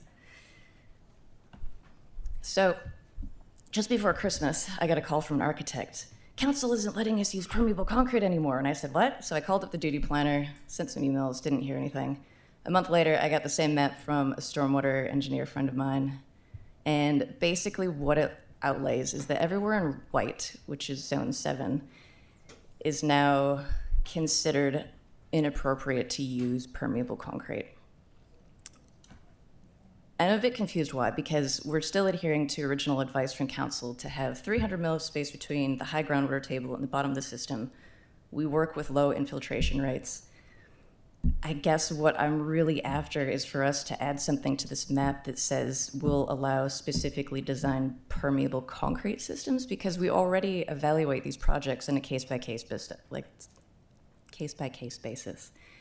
In the Fendalton Basin, for instance, most of the time the groundwater's at the surface anyway, so there's no point in putting permeable there. So these are the major concerns of staff at the moment and what I believe are solutions, but I'm looking for a bit of movement on this because we've gotten one call from Christchurch since Christmas, and last year it was 40% of our market. Please help me. Done? I think so. Okay, yeah, that's cool. Tyler, please. Kia ora. Okay. In my past life, I used to work on swales and water retention. And I've got a question around more urban plains. I'm representing Riccarton, which is a highly non-permeable ward. Could that be used to actually be able to divert things at a more slower speed? So, for example, say we don't have the infrastructure to be able to hold it. Could we hold it within the permeable concrete and then divert it through the stormwater channels or not? I'm not sure I understand your question. So if we're thinking about, from what I'm hearing, it's a better way to store the precipitation, obviously. Correct.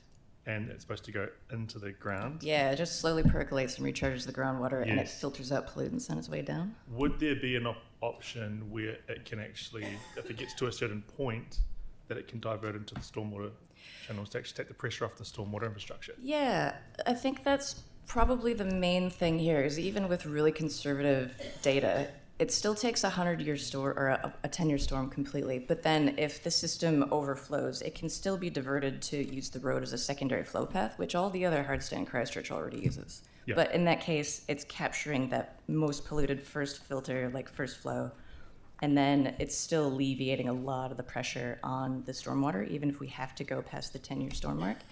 From my calculations, if we're not doing a very risk-averse scenario, it'll actually infiltrate a 50-year storm. So you're only really looking at anything over a 50 most of the time.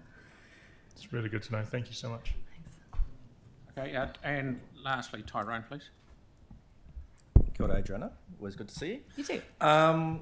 So the storm that affected Little River, which you'll know Little River reasonably well. Is there any application? Is there any? Do you know what I'm saying? Obviously that's a very severe flooding situation. Do you think there's any application for permeable concrete in that sort of situation on a state highway? I mean, a lot of their issue comes from the runoff coming off the hills. We don't generally put permeable on the hills because you don't want to destabilize the side of the hill and then cause landslide because you're shoving it into something. I'm thinking more of the channels at the bottom where Yeah. the state highway as it gets flooded.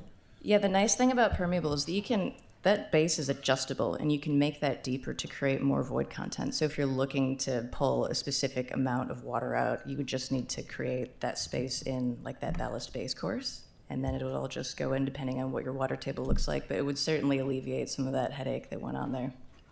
Thank you, Matt. We're pretty desperate out there, right? And anything is worth looking at. Yeah. Thank you. So you just want some flexibility to be able to put it in. You're not going to go somewhere and sell it to someone when you know it won't work. Correct. Yeah, that's right. So you want the flexibility to be able to do it on a one-on-one basis, and you'll work your way through it. Sorry, Jana, I've talked over time already. Yeah.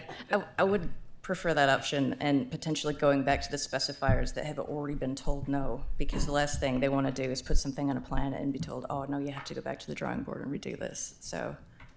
Okay. All right. Well, I'll. So Gavin will look into it and come back with some information and maybe somebody to liaise with. Because you did right. It doesn't work in every place, everywhere, but you've got the expertise to know where it works. So thank you very much. Thanks for coming Thank you. Thank you for your time. Okay.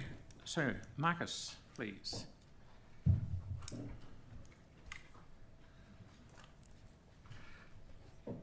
Mark's from the Greater Hornby Residents Association, who is here to talk about Councillor Peters' notice of motion.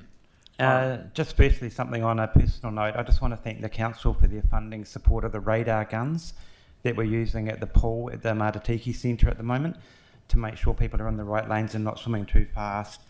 And someone on our Facebook post this morning has suggested we use them in the libraries as well because people are starting to walk too fast in the Hornby Library. I hate it when that happens. And I would remind you it is April the 1st. I'm talking here obviously about the intersection, and sometimes it is referred to as a ski jump in Hornby when cars come flying over the Parker Street intersection. The community has never been happy with the MCR design through this intersection, and it goes back a long way. At the moment, we're seeing a lot of rat racing going on in the community for people actually avoiding this intersection. And I think if we can get signalised, we'll actually get the maximum use out of that intersection, and people not afraid to go through that intersection. I think we're still seeing heavy transport still using that intersection. The Waterloo Road further down has helped, but you still get trucks taking the quickest route they can to get through Hornby. It says there's only been 11 accidents. I know the late Rolls Hollistein, who lived very close to the intersection, could vow that there was over 11 accidents at that intersection in 1 year. So I call it the Aaron Kewen Hornby intersection. It's the one where Aaron fought hard for the Harewood Road, Gardeners Road intersection. In terms of stats, it wasn't up there as the leading intersection that needing addressing, but as a community, it was the one that they had addressed that needs addressing, and that's where we're coming at from in Hornby, that is the intersection that needs addressing most. And we will present more in our annual plan submission, but already a survey amongst Hornby residents that we've got out there at the moment has shown that this is the intersection they are most concerned about. I want to go back to that Harewood Road Gardeners intersection because having worked in Harewood, which is the second best ward in Christchurch, it's been interesting to me that even my workers who go through that sort of area of Harewood to get home now are starting to use that intersection, whereas in the past they were avoiding it, and I think you'll see the same happen in Hornby. Get that intersection right and it'll help with the flow of traffic through Hornby. And we've actually had the Mayor out there as well, who saw it firsthand what it's like. And that's what I've got to say, thank you. Okay, no, you don't need to say anything. Before Mark speaks, Mark, I totally agree with you. The Breens Road one, it just takes the pressure off people running from other ways, and it's good. One of the things I'd like to see happen is, and some people won't like this, is Parker Street turned into a cul-de-sac. Because you get there and you get to that intersection, so much happening, your head's just about on a swivel because it's coming from everywhere. It's awful. So if that street was taken out of circulation, so to speak, I know one ex-councillor won't be very happy about me saying this, but I just think that would help, as well as putting in traffic lights. Mark, go if you like. Thank you. So, Mark, are you hearing the same as I am, that the residents with pedestrians and children avoid that intersection like the plague? You've got the same thing happening where school kids are taking a longer way to get to school, or even not, and it's sad that they're not walking to school because they can't afraid of that intersection. But I think it's going to make our other streets safer in Hornby as well, because you haven't got those cars rat racing through the side streets. Yeah, Andre, please. Thank you. You mentioned a community survey, and this being the sort of number one that came back. Did this come back as an even higher priority to the community than, say, Amy's and Springs? You might not like my answer, Andre, but it come back a lot stronger than right. Okay, I think what you're finding is that intersection's got a lot more to do with people flowing from Halswell and Hornby backwards. It doesn't really affect the Hornby residents as such, but it does affect those people that live around that intersection. Because that's still easier to navigate than this one, right? So I guess yeah, it's easier to navigate, but it doesn't impact on the Hornby people as much as what they are here. I think that's more a Halswell resident thing, trying to get through Hornby, coming to work in Hornby. Yeah. No, I may ask Amy's and Springs. So, so this comes back much stronger. Yeah. I think if you surveyed people that use that intersection to travel through, you'd get it as a stronger. Yeah. But the Hornby residents, it's more the Waterloo Road. It makes sense to avoid that one at all costs. Yeah. Thank you, Thank mate. you. Thank you, Mark. Always good to see you. Thank you very much. Okay, Donald, go and talk about item 9. Put the slides up, it says. Holy crap, that seems low. You got 4 minutes, 59 and a half seconds, mate, so do the best you can. Excuse me, Mr Mayor, I'd like to call a point of order on this. I think these slides, I've seen them in our presentation, and they actually, I think, are disrespectful visually, and I'd like to request that the submitter remove these slides and just go straight to the substance of his request. I'm calling a point of order. And that's 21.2, disrespectful. Do you allow that? Carry on, please, Don. With respect to that, firstly, Your Worship, am I actually under standing orders allowed to respond to that point? Nope. Carry on, you're using up your time, bud. Go if you like. Right.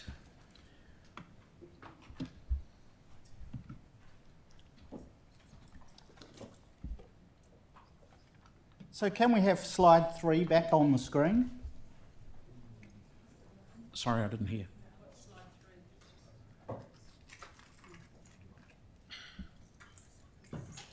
Yep. As it says there, the stench is largely gone. We know why, we know what caused it. We understand if it will come back and we know why. Next slide, please.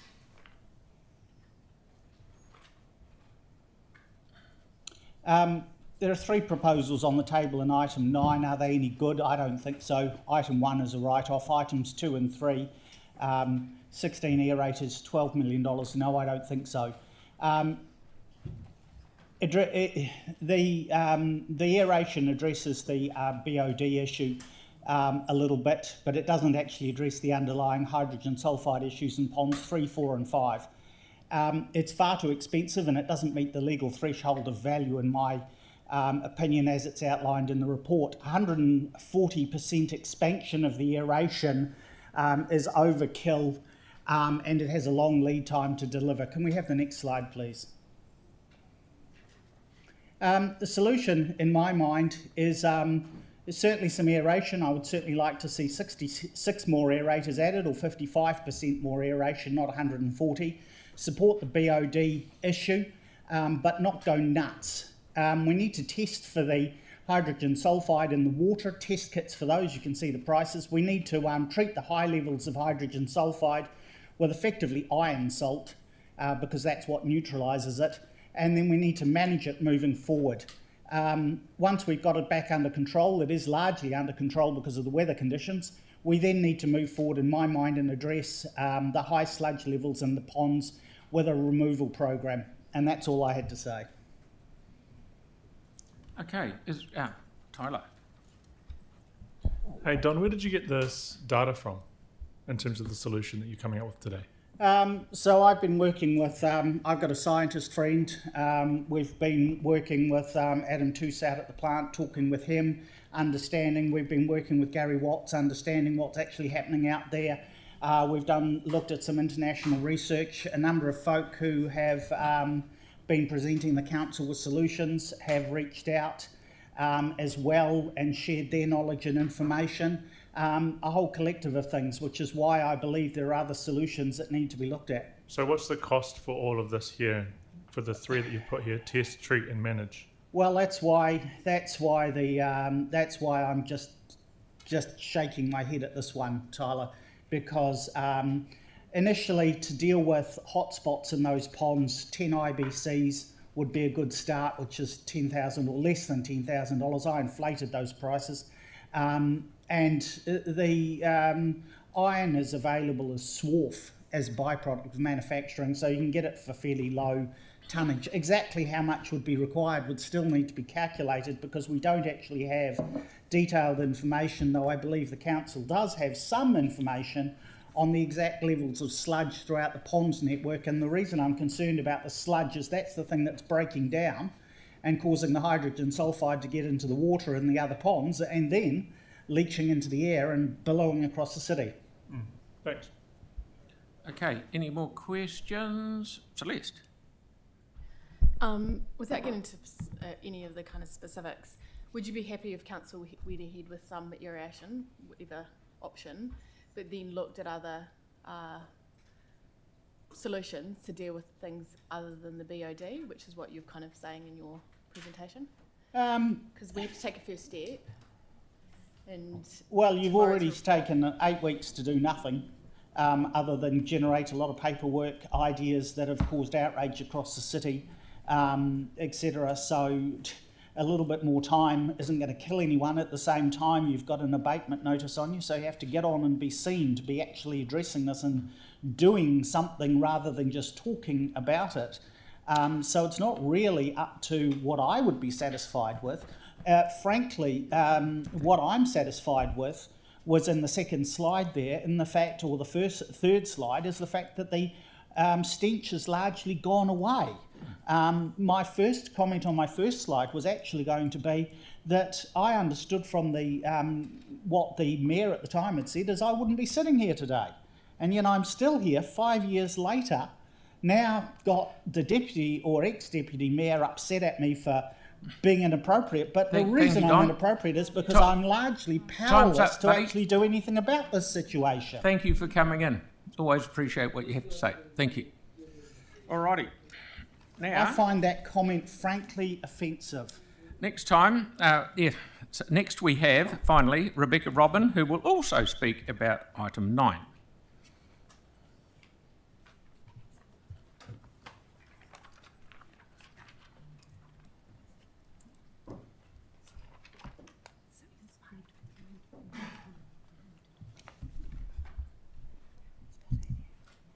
Kia ora. Oh, thank you. Kia ora, Chief Executive, Mayor and Councillors. Thanks for allowing me to speak today. Ko Rebecca Robin Takawingwa, and helping keep me brave here is Isabella Manaya Grace. I'm a musician, artist, mother and community advocate, and today I come with a petition with the voices of the community behind me.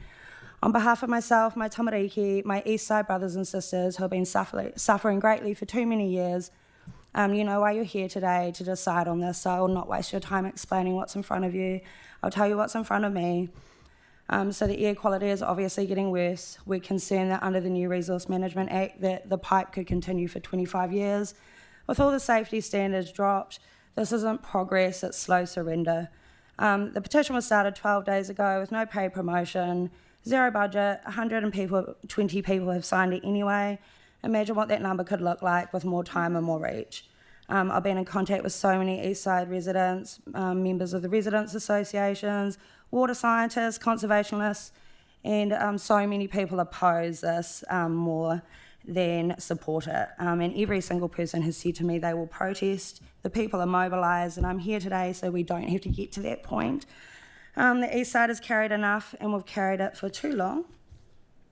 Kua roa rawa atu, we have waited long enough. So we're now to table this petition with Councillor Johansson. It carries the voices of the people on the East Side who are saying clearly, stop asking our community to carry one more risk. I ask that it be considered before you make your decision today. Ko te mawana, ko aho. Ko te iwi, ko aho. He aha te mea nui o te au. He tangata, he tangata, he tangata. I am the ocean, I am the people. What is the greatest thing in the world? It is the people, it is the people, it is the people. Kia ora. Right, thank you. Is there any questions? Yanni, you got any questions?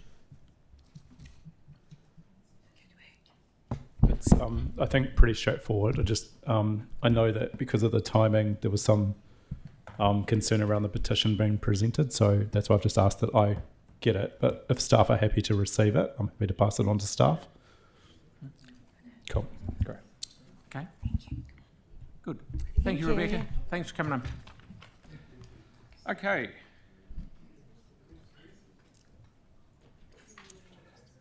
Right. We have no petitions for today, and I am going to move the confirmation of minutes for items 5 and 18. I'm going to move it and Sam's going to second it. All those in favour for the minutes, please say aye. Aye. Against, thanks, that's carried. The next one is the ComBoard Part A report. Now, you all would have read this. I'm more than happy to move this because it's just getting rid of a little bit of dirt that used to be a timber drain down the back of some sections. You're happy to second it? Okay, so I'll put that as any discussion. I'll put that, all those in favour? Aye. Against, thanks, that's carried. Now, we'll rip into, because we're going to try and stop for lunch at 1 o'clock, okay? But just having said that, we have got that workshop at 3 o'clock, and if we're running late, we'll put some things that we're not going to get done because people are coming in from outside for the 3 o'clock one. We'll put those others on to another day. Okay, so we've got Jessica, is it? For the Sustainability Fund allocation. You want to move it? Yep, Tyler's happy to move it. I'm more than happy to second it. I think the staff have done an incredible amount of work to get this to where it's at, so no discussion. I'll put that. All those in favour? Aye. Against? Thanks, that's carried. And Aaron, you're against? Yep. Aaron. Now, have we got enough time? I suppose we have. Got enough time to do this one? Yeah. Okay. No, it's called a past. The item. Right, we'll move on to item 11, Hearings Panel Report on the Council of the Future of the Litchfield Street Car Park, and I'll ask Pauline to present it, please. Thank you, Mr. Chair. So it was a hearings panel of 5 of us, in which I chaired. So look, the report's quite clear. Basically, the submitters had common concerns and observations. One of the big ones that leapt out at me was that they felt that council ownership offered a control on pricings from other buildings, and they felt comfortable with that to avoid costs potentially running off. As you can see in the report, 74% of the submitters were in favour of retaining the car park. You'll note that one of the panellists asked a question regarding the sale, of the potential sale, and what would it realise as benefits if the book value was attained of 50 million. The panellists then questioned the book value term of 50 million. The answer from staff came back that is the book value. It hasn't been updated, and it would probably, most likely, be considerably less.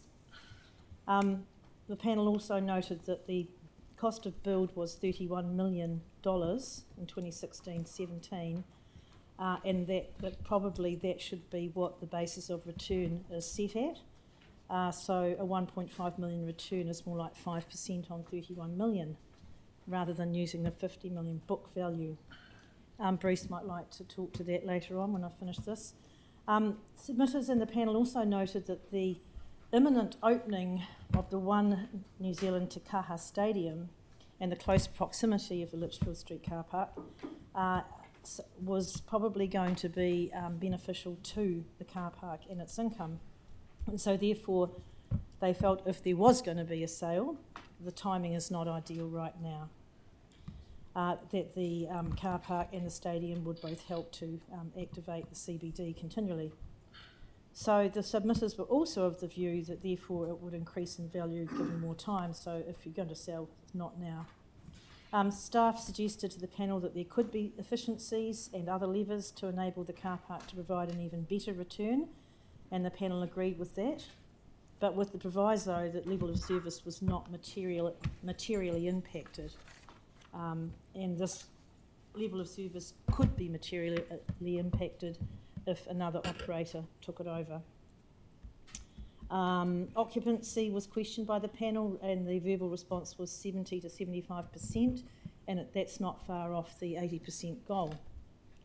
Submitters also were quite emphatic by majority that they wished for any returns from this car park remain with Christchurch City.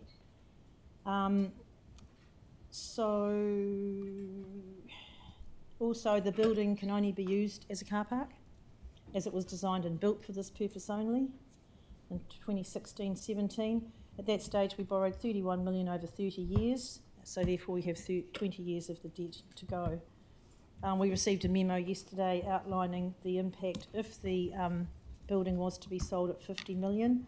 So bearing in mind that the panel is questioning that base figure of 50 million, it probably should be less than that because that was book value. Therefore, all those other calculations would have to be recalculated. That's basically, I think, the upshot of the hearings panel decision. It wasn't unanimous.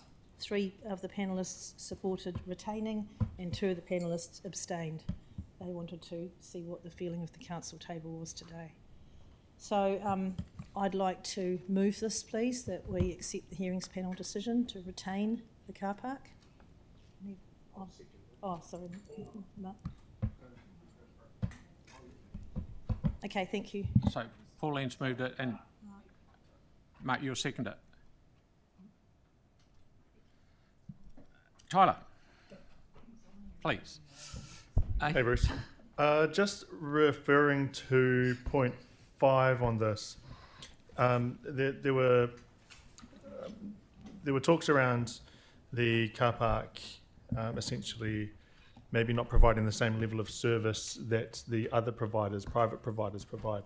Within that, would that provide opportunities to give advice on which ways they could actually make the operations a bit cleaner and more accessible in terms of the car park if we did decide to retain it? Yep.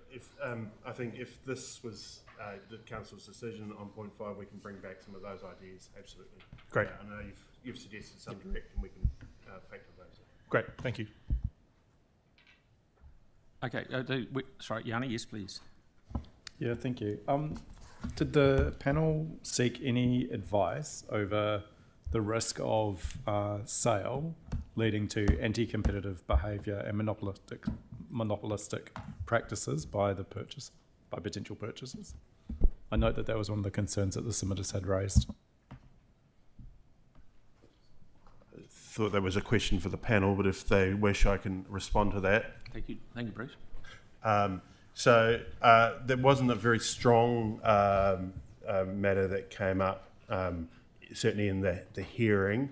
There wasn't specifically one there. I know you've raised that point before, and we've provided information to you from some of the investigations that have been carried on in the situation. I'd point out, and as much as anything for the benefit of the audience listening, the ownership of car parking is different from the operators. And while you might see a similarity in operators, there is quite a number of different owners, all of them local, in there, and they are the ones who set the prices. So I think you've got protections built into the Christchurch market that help protect against anti-competitive situation, particularly given that high number of local owners who have a real interest in the city and achieving broader outcomes. Just add to that, Mr. Chair, that I did address that in my introduction, Councillor Johansson, when there was an overwhelming mention of that word control of prices, that submitters really felt the perception was there that the council retaining ownership would actually add some sort of control on potential for runaway prices if that was to be the intention. Yeah, thank you. And just a final question from me was there any comment made by submitters over, or any consideration of the whole process around penalties? As we've seen, there's been a lot of concern that people have raised in the past around how the operators charge people when they're in breach or no, fines, that didn't come up and it wasn't in scope. Okay. Okay, thank you. Sam? Yeah, hey, thank you. It was just around the price control stuff, and I always get nervous when we talk about that because I just want to understand what the Commerce Commission's view would be on us effectively controlling prices in the city. Did the hearings panel go into that? It was really couched in perception. It's not a... Submitters had the perception that council ownership would give them comfort, that's all. Yeah, so how do we factor that into... Paulina, sorry, I couldn't hear down this end. Oh, yeah. Sorry, I couldn't hear your response. Oh, sorry. It was couched from the submitters, it was couched in a perception that council retaining ownership would give them some comfort that there might be protection of, or some sort of buffer against others, if raising prices. That's all. It's not. Certainly, while there is a perception amongst the community, and it's very strong, that we control prices, we don't. And it was quite clear from one of the submitter who owned a car parking building, that our pricing doesn't affect his pricing. Similarly, we acquire some car parking spaces in some car parking buildings that we don't own. That is driven by market valuations and the market process rather than anything we're driving on that. I think it's a perception of control that is not a reality. Okay, that's useful. And just the only other one was just around, did we consider did the panel just consider around the annual plan as opposed to the long-term plan for some of those changes? Like, is that something if if council review to speed up the pricing changes and stuff to take advantage of the rationale with the stadium opening and things. Yeah, I think we're addressing fees and charges in the annual plan. Yeah, it's just with the recommend. Like, is there a way to tweak that to do some initial work for the annual plan? I think in terms of for point 4 and why it's a noting is that you've already gone out and consulted on adjusted fees and charges for the car park. Yeah. It would be, I think, difficult. You should hear those submissions on that point, if there are any through the annual plan. It would be very hard to do something that's significantly different from that at this point, without then going back out to consultation again. So it's probably more point 5 around, can any of that work be done ahead of the annual plan? It would be a challenge. How come? Just time with other priorities as well. But if council so resolved, and the chief executive directed it, we would find a way of making it work. Yeah. I'm just thinking if it was like if we have the ability to do stuff, we should do it, because it's basically. I think my preference would have been to get rid of it, but I think the mood is to keep it. It's like, well, can we at least do something quicker if there is some suggestions the hearings panel have found that would improve the return to the ratepayer? And we did hear from submitters, a few of them were happy with some small increases. So, I mean, if that was a tweak we put in the annual plan, it's not significant, we should be able to do it. Yeah. So, right. Sorry, Bruce, you were going to say something? You can. I think what we can do is at least provide a memo in the short term to see what can be done. Yep. Because one of the things I've got, look, I read in there, Bruce, that the people who are renting the building, they're still getting COVID discount. Why is that? It's we're almost out of that. It's just I hate to use the term, the long tail of the arrangements. Okay. They will all be gone within the next 12 months, so then it will be back to market rentals and complete. But they are being worked out anyway, just through our normal BAU processes. And so just, I wouldn't put too much attention onto that point. Yeah, because that's one way of getting it from 3% to 5%, which I think a lot of us would be happy with. It's not. No, yeah, depends which way you look at it. Now, another question from me: the people that get all toey and upset about the firm that writes the ticket when they're not there, they just do the running of the buildings, a lot of the buildings around town, and they don't own any. Am I on that track? Yeah, in terms of the buildings, that is correct, and that information we included in the hearings panel report that they considered, and that's got that table, and that's been circulated to councillors as well. Yeah, because it was getting floated around on social media that they owned them and the money was going to them, but that's not correct. Okay. But the operators would receive their own profits. Yep. Okay. Mel, please. So on that topic, so in the memo you provided last night, you've said we estimate a commercial operating return on such an asset to be 6 to 8% range. But interestingly, when we had a submitter come in who owned a car parking building, he told us that every single car parking building in Christchurch, except for the City Council one, operates at a loss. And the reason for that is that Wilson's take all the money essentially when they operate, and so all that's what Anthony Goff told us. It's exactly what he told us. I'm not going to argue. So and I don't see why there's no reason why we as a council couldn't have a commercial operating return at 6 to 8%, considering it's already at 5 based on its. So leaving aside the specific words, I don't have that memory of the specific words. There was focus on, for Mr. Goff and his circumstances, that it's a loss leader for his other activities there, including offices and hospitality. So that's his strategy. The council's strategy seems to be that it wants it as a commercial property, providing relief to ratepayers and providing a commercial return for other matters. So our advice is based on that direction. If you had a different strategy, then you might expect and want different outcomes, but we're just providing that advice on the basis of what appears to be the strategy that council wishes to have for this this investment. Okay, Celeste, please. In terms of point 3 and cost savings, have you got any thoughts on what that would look like? So the focus and cost savings that we've done initially is looking at can we deliver security services in a different way that's more efficient? Do we look at the public toilets that are there and changing the model for operating for that? Are there other mechanisms for cost savings? But whatever we do, I think it probably needs to be a mixture of both reducing cost, but also trying to find ways to get additional revenue, because there's only so far we can reduce cost. And with the additional revenue, would that then, because it seems that a lot of submitters are concerned about the cost of parking, but then we put up the parking, so then the value of ownership would then be... So in terms of that dynamic pricing model, do we have any ideas of what that could look like?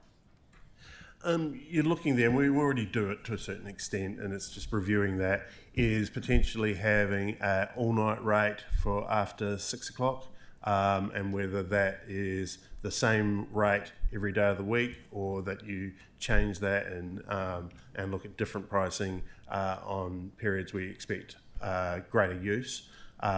Those mechanisms. So we will look into all that and provide advice around that. Okay.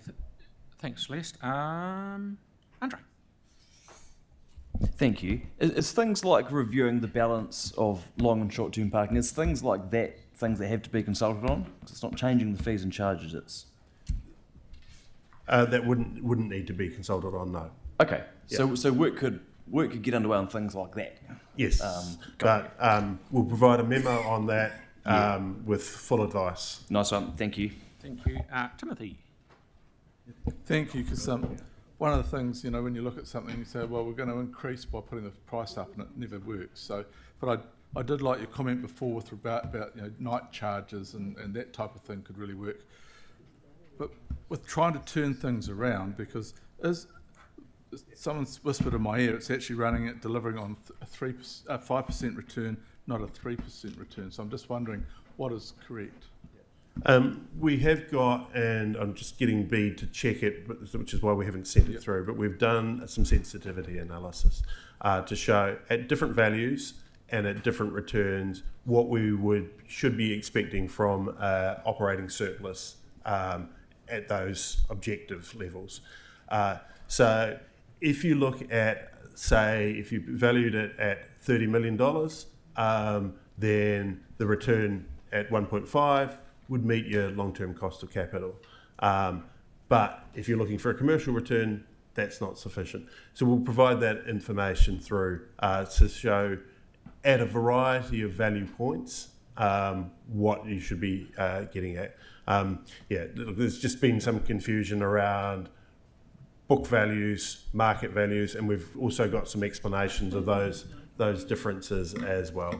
Yeah, because Mr. Mayor, at the moment, I can't make a decision on this because this information in 6.3.1 does affect the information in 6.3.2 with regards to if we paid off some debt with, say, at 50 million, then in the first year, under 6.3.2, it would be less than 1.5, but following that, it would actually exceed that, and therefore I'm looking at this at the moment with the information I have, that ratepayers are actually subsidising people parking in town, which are, you know, and that's because there's not much of this year left. But when you look at other things like, I understand that our long-term parking is on the ground floor, when in every other parking building, the long-term leases are on the roof because they're captured and they've already paid and they've been there for a while.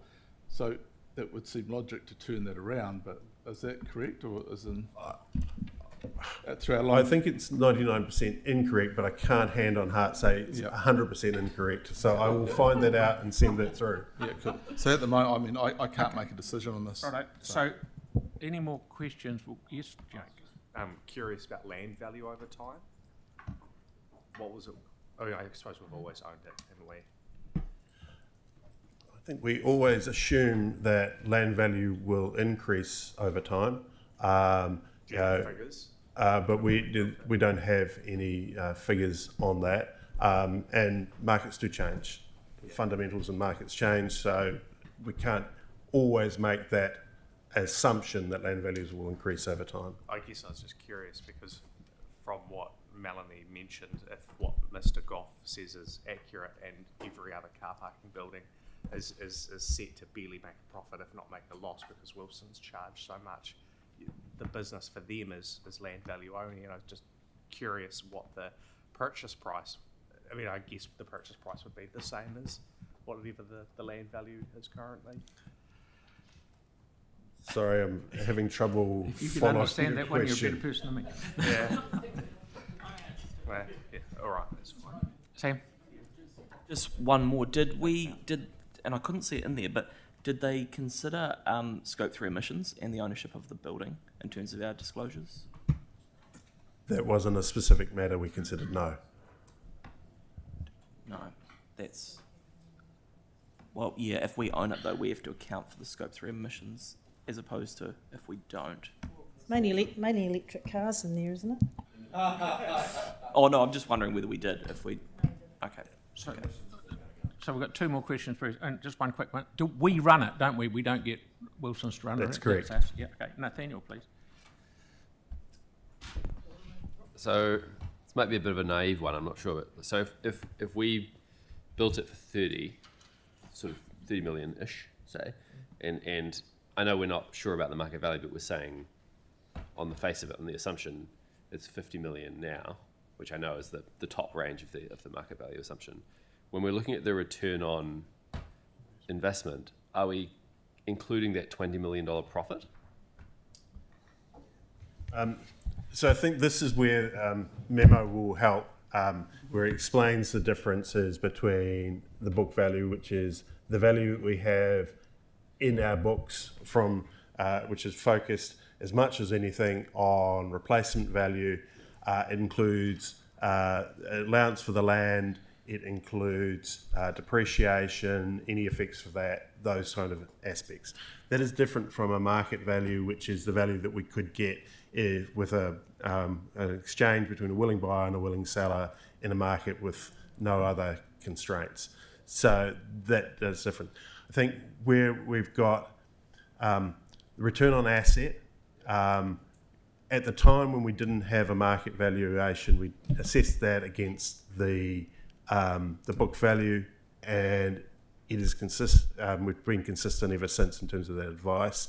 But with Councillor Cotter's point is that should be against the market value. The return on assets should be against the market value, and that is correct. But then what I'm saying is from the sensitivity analysis, you're still down around that long-term cost of capital amount if you apply that equation. So if you're looking for a commercial return, we still should be looking for better. Okay. And lastly, Yanni, and then we'll get into debate. Do you know why there was no modelling done for the car park with the stadium coming on board? My understanding from having seen that is they looked at a high level at mode share and not specifically, and I can understand that you're trying to look at where a certain proportion of people travelling by cars is going to try and end up would be very, very difficult. So they've looked at high level to be able to get that good guidance, but not to where they will end up for being parked. But was there consideration of the increase in value of having a car park building in close proximity to a new stadium that's going to generate significant traffic in terms of events and vehicles? Sorry, I'm again lost on the question.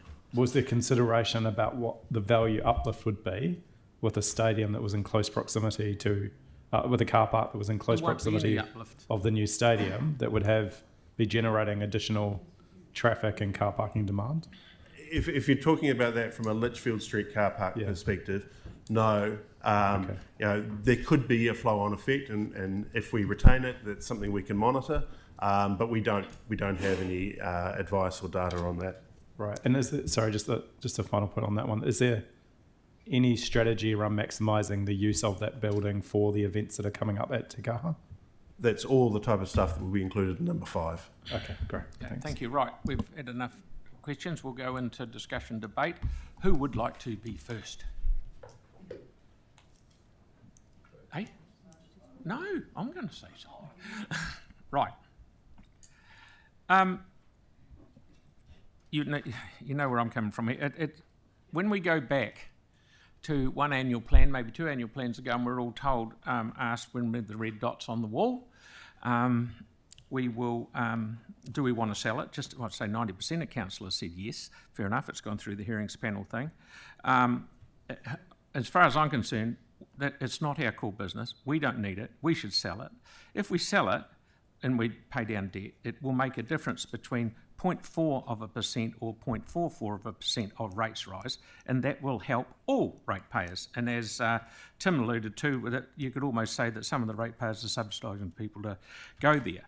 So also after the first year, and I know that the first year's interest will be less because it's not a full year to go, but it's $2.5 million a year less interest we pay that we will be paying on the loan. So that's better than what we're getting offered at the moment. And the other question about, say, Mr. Goff, who he's not going to put the prices right up through the roof. Just about 90% of all the car parks in town are owned by the people who own shopping areas and buildings.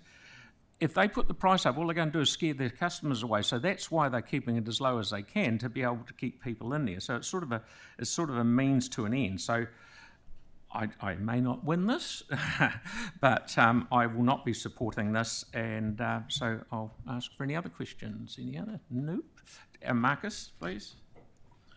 Thank you. I'm sure I've raised a few eyebrows already by seconding this motion, but being part of the hearings panel, we very carefully considered the full volume of submissions on this. We heard very clearly from the submissions and so forth that the will of the submitters was clearly to hold on to this car park as a council. People were happy to pay their parking fees to the council knowing it's going to support community good, which I found an astonishing response to the submissions, and I think that was very clearly articulated to us. So whilst I sort of went into this process leaning on the idea that, you know, perhaps it might be best to sell this and reduce debt and reduce rates, the submissions of volumes of submitters was quite clear. We need to hold the ownership of this for the good of the city and to make it work harder and make it do better for us. So let's give this a crack and see if we as a council we can't do some more good for the ratepayers by doing what they've asked us to do through the submissions. So I'll leave that with you. Okay, now just before I get the next bit of discussion, we will use that Votendo thing, so start livening it all up so we're not, you know. Timothy? Yeah, thank you. I'm going to abstain today because I think I need more information. I want to see how much revenue this can actually earn if run differently or more efficiently, or however you want to word it. I do need some more information on how it is run. My statement, which was perhaps 99% wrong earlier on, but is it? I don't know. So we've spent a lot of time debating about safety around parking for nurses, etc., around Hagley Park. When we did that, I mentioned about all the people that were working in hospitality in the city. No one's mentioned any bit that, but there is an opportunity here to do a special rate for night parking for those individuals that are working in the hospitality industry who then have to walk through dangerous streets without any support from council, unlike the nurses. Even though Ngāi Tahu have a parking building right next to where we have freed up parking on the road, which seems stupid to me. But anyway, there doesn't seem to be logic somewhere in here. The logic for me would be that if we can earn more by paying off the debt and reducing that debt so ratepayers aren't subsidising the parking technically, then I would be able to make a clear and just a clear decision on this. But as I don't have that information, I can't, so I'm going to abstain. Nathaniel, please. Yeah, my initial impulse, being a cyclist and someone who doesn't like the appearance of parking buildings or supporting them, was to hock it off for $50 million. Sounded great, but then a few things sort of stopped me in my tracks. Actually, 74% of people, we asked them we said, please take some time to tell us what you think, because we're going to listen. 74% said please don't sell it. 50 million has a bit of a question mark around it now. Definitely not clear we're going to get there. We got the stadium opening. It could definitely perform better. We've got some ideas for it to perform better. Seems sensible to just hold on to it, see how it goes, and then no issue is ever dead forever at council. I'm sure it will be relitigated. So I'll be supporting retaining the car park. Thank you. Tyler, please. As someone who quite often comes into the city with their family to go to all of the amazing things that the city council has built, I cannot be biking into the city, unfortunately, with 5 people in the car. So, can't go boxing those around. And we quite often actually, I'm guilty of actually going to the Crossing car park because it's accessible. And they have actually upped their prices quite significantly from memory. We started going there 4 years ago. It is now $5.50 up to 2 hours and $11 flat for 2 to 3 hours. And over 3 hours, it's $2 per half an hour, max of $24 per day. A wee while ago, it used to be free in the first half an hour, and then they added some prices on top of that, which is actually really affordable if you wanted to get in, shop, where Philip Carter actually owns a lot of that stake, and get out. So for me, I'm all about operational efficiency for the car park. We haven't actually shown the potential that this car park could have for the people of Christchurch and actually for the users of it. And I think that accessibility is really important when it comes to people who have young families, for example, who actually can't come in other ways. Obviously, they're going to be carting a lot of things like prams and things like that. But at the same time, I think that if you have pay wave at the gate even in some of our car parks, we've got taped up arms on our gates because we, as a council, don't really want to invest in things like that to make things more accessible and efficient. But if we are making car parks more efficient, you just drive in, scan in and get out. Imagine if it had a license plate reader, open the gate, get charged on the way out. That's absolutely fine. Those are the things that I can see potential in, and hopefully it'll be of low cost, and it's referred to in point 5 of our resolution. And lastly, just reiterating again for public knowledge that 74% of all submitters wanted to keep the car park. So when you hear people say, you're not listening, council aren't listening, 74%, we're going to listen to this. And for me, I'm pretty keen to retain the car park for now. Kia ora. Some might think it was hijacked by social media, but you wouldn't say that. Kelly, please. Yeah, thanks very much. I sat on the hearings panel, and it was a good experience to hear everybody's thoughts.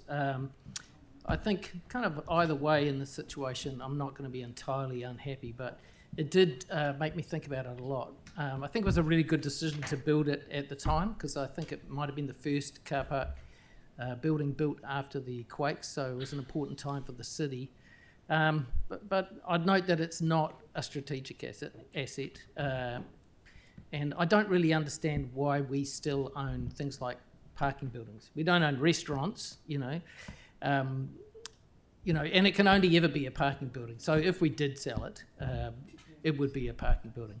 I don't think the general public had a good grasp of the issue. A lot of the thoughts that they had, they thought that Wilson's ran the car parks or owned the car parks in the city when they're actually just the operators. It's not even the cheapest car park in the city. We don't control the pricing, it's supply and demand.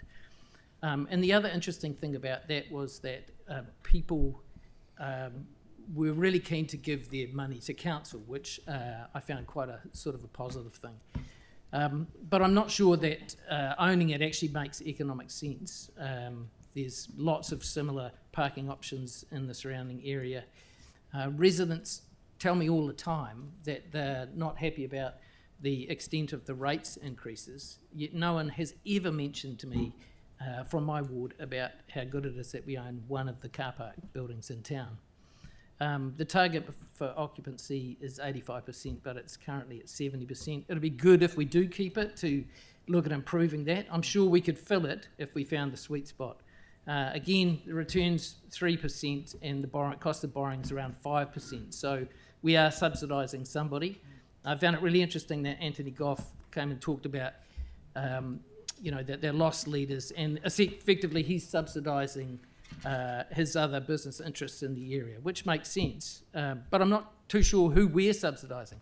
I mean, Ballantyne's is next door, and their GM, I think it was, who came in, was very keen for us to own the car park.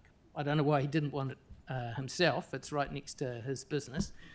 And the report also noted that there will be ongoing rising maintenance costs and potential change in transport patterns. So I think we should be sticking to our core business. And I note that Wellington City Council has sold its inner city car parks, and Auckland has sold most of theirs. So maybe there's something we can learn. So yeah, I won't be supporting it.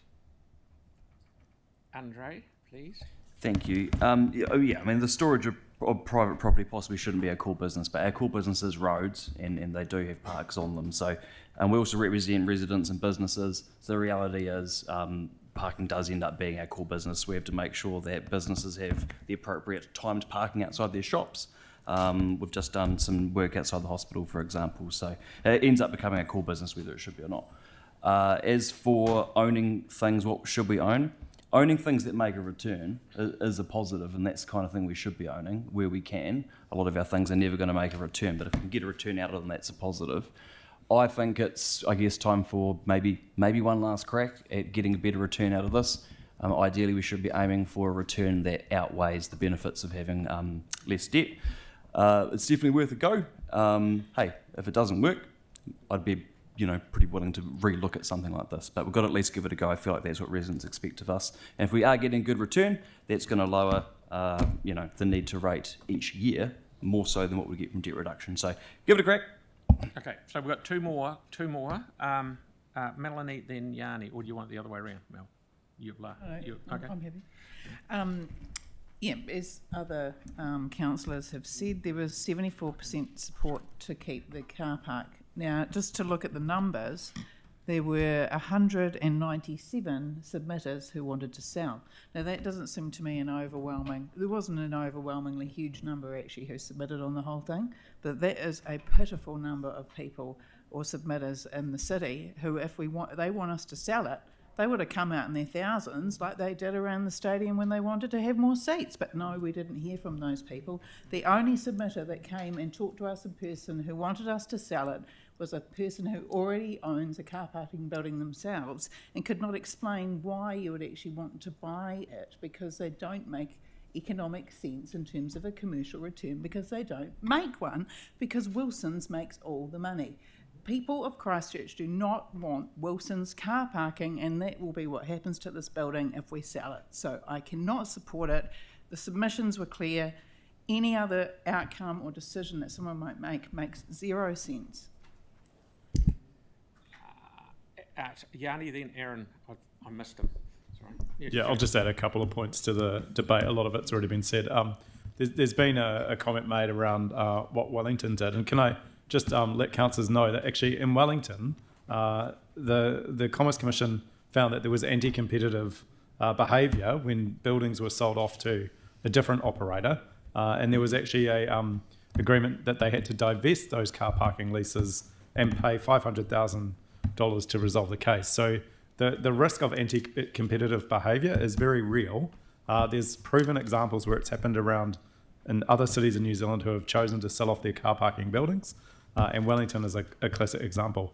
The other thing that, I just want to acknowledge that staff, as a council, we actually do have a lot of car parking that we provide in the city. The newest one is at Parakiori. And I can tell you, I've been really grateful to the council staff for their desire to work through the issues that have been raised with the operator. But what we see from some of the private operators, particularly one that's been mentioned several times in this debate, is that people are incredibly unhappy with how the operators treat people when they get fines that aren't based on reality. There's mistakes that are made and people get charged exorbitant fees for, what should be a small cost turns into a big cost. So people do not like the private operators and the way in which they conduct their business. And I just think there's another reason why people want council to retain car parking building. And that is because they actually see us as having a social conscience and treating people with some degree of fairness compared to how some of the other operators have behaved. And the final point I want to make is that, we did used to have our council network of public off-street car parking buildings listed as a strategic asset.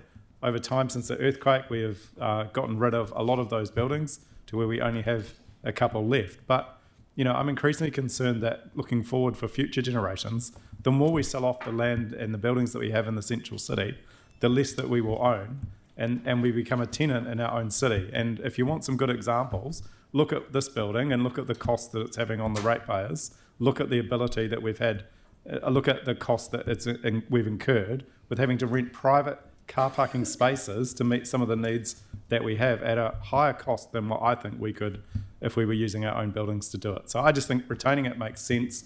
It's supported by the public, and it provides future options for people to deal with the change in our world as we go forward, rather than leaving us without an asset and leaving us without choices. And lastly, Aaron, I won't do any more debate. Aaron's the last one, then we'll put it. Yeah, just quickly cover off some three points or concerns that have been raised by my fellow councillors. Yes, there was the couple of hundred that said sell it. There's the 1,000 odd, or less, just under 1,000 that said don't sell it. So that's around 1% of the population submitted. So hardly a loud voice either way. But those were the submissions, 1% of the city submitted. And then the other two things are all the claims about how much more money it's going to make. Would have been nice if it had been making it already. Generally, when you're in business and you have something that's not making money, and it sounds like the table's going to give this one more chance. I'd like to see the date of when it will make and the number that it will make. And then at that point, if it's not, then it goes on the market because it could deliver better for the ratepayer that way. So if this goes through, let's put some numbers on it. Don't just make claims around the table going, it's going to make all this much more money, because Tim raised a really good point. The numbers in there didn't really stack up, and he would vote that way based on it. But he will abstain because there's been plenty of debate up with other numbers around them. And then the overwhelming one around the public wanting to keep it to secure prices down lower. The easiest way to do that is we reduce the on-street parking charges and put in a whole lot more on-street parking. There's tons of room. Let's do that, and that will drive the market down and make the inner city more accessible, which I think the last time we heard that from the public was yesterday in a presentation, that they want the city more accessible and they want more parking, they want more on-street parking. Let's deliver that. Let's listen to them. Pauline, please. Look, quickly in closing. I disagree with Councillor Barber. I was very impressed with the submitters. I thought they were really well informed. They knew it was not a strategic asset, but it's still a council asset. And the comments were generally that it actually needs to be considered that it offers something more than just a commercial return. So Councillor Barber also mentioned a key anchor tenant in the CBD who has a very important relationship with this building. And I think we owe that tenant, that business, actually considerable gratitude for being one of the first up and running after the earthquakes. But also the purpose of the car park is to offer short-term off-street parking, and that is to support the CBD in its entirety. If Wilson's, for example, which has been thrown around, was to take it over, they could convert it all to long stay, and that would have a detrimental effect on the businesses in the CBD that this car park is trying to support. So we all know it was high percentage of submitters wanting to retain, and the resolution is to retain and investigate addressing and improving the operating model without materially affecting the level of service. So just minor changes at this point. We'd have to look at that in the LTP if we wanted to do anything different. But I know that we can improve the return there. I think that's quite clear. So I do urge you to support this today, and I think it's a good move. Once again, if we did want to look at selling it, give this a chance first, and maybe look at it again in the future. Thank you. Okay, thank you, everyone. So you're all livened up with Votendo buttons, are you? Yeah, good. Thanks for listening, Jake. Yeah, good. Right. We're open. Yep, so far away, guys.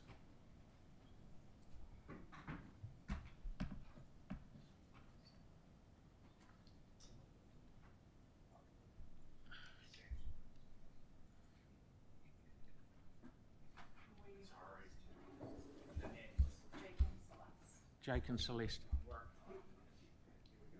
Celeste is busy talking. Yeah, Daniels? It's coming through the sky. All good? There you go.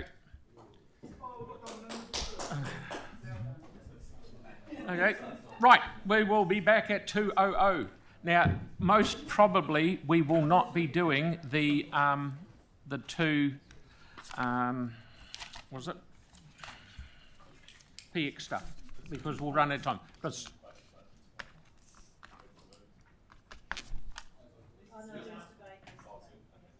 okay. So they'll be on tomorrow's. Yeah, they'll be the PX ones will be on tomorrow because we won't run out of time. The first one back off the cab off the rank is Duncan's paper straight after lunch, 2:00. Thank you.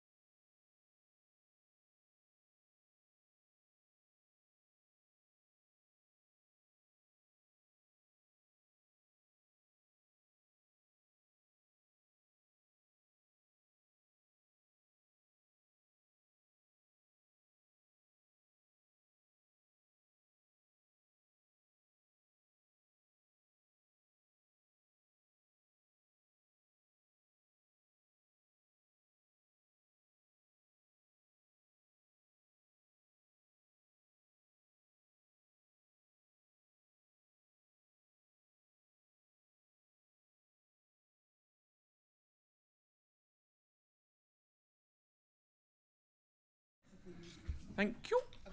Right. We now have item 12, International Relations Update. Duncan, go for your life. Now, we may need to go in PX if we're discussing suitability of different places, but we can do that. And I think Aaron said he was happy to move it. And Sam is happy to second it. Is there any questions of Duncan? Unless you want to say something first, Duncan? Unless you want to... Your question? Yeah, far away. Thank you, Duncan. I'm just quite keen to understand where the current fuel crisis and geopolitical situation plays into this, because I'm aware that this paper was drafted and signed off before some of these latest developments. So I'm keen to understand how that impacts it. Thanks. Thanks, Councillor Henstock. My advice on this is fairly conservative, and it is, should New Zealand move beyond phase 1 of the government's fuel response plan, we're currently in phase 1, any international travel would need to be paused and reassessed once conditions stabilise. The other thing that I'd say about the current situation is that the travel cost estimates that are in the report were done at the 1st of February, and it is recognised that those will have increased, so they'll be rechecked at the time of booking to ensure that they remain within the approved budgets and justified. Thanks, Duncan. Okay, Celeste, please. Thank you. If the budgets were to increase beyond what's allowed for, would an alternative option being sort of reduce the number of people going? For instance, maybe just sending the mayor. Yeah, absolutely. Yeah, 100%. Cal? Duncan, just I know you touched on it yesterday, but could you perhaps elaborate on the reasons for the choice of councillors for the Chennai sister city potential relationship down the track? Yeah? The India operation is still in a very early days. So what we are proposing is a two-step process for that. The first step would see the mayor and the deputy mayor travel across there to basically knock on the door, to present to Chennai the business case of why Christchurch would be a good fit, and then to assess on the ground the conditions and to satisfy themselves that it is a good operation. The second phase, if that was successful, would see a more substantive delegation. And at the moment, there is a proposal that you'll see in attachment 2, which has yourself, Councillor Barber and Councillor Kewen's names down against it. That was based upon the level of interest shown in interviews with the mayor after the election. However, based upon the feedback that I received yesterday, what I'm proposing is that we would run a EOI for all councillors, and then appointments on that trip could be made by the appointments panel. So then everyone has got is aware of the opportunity.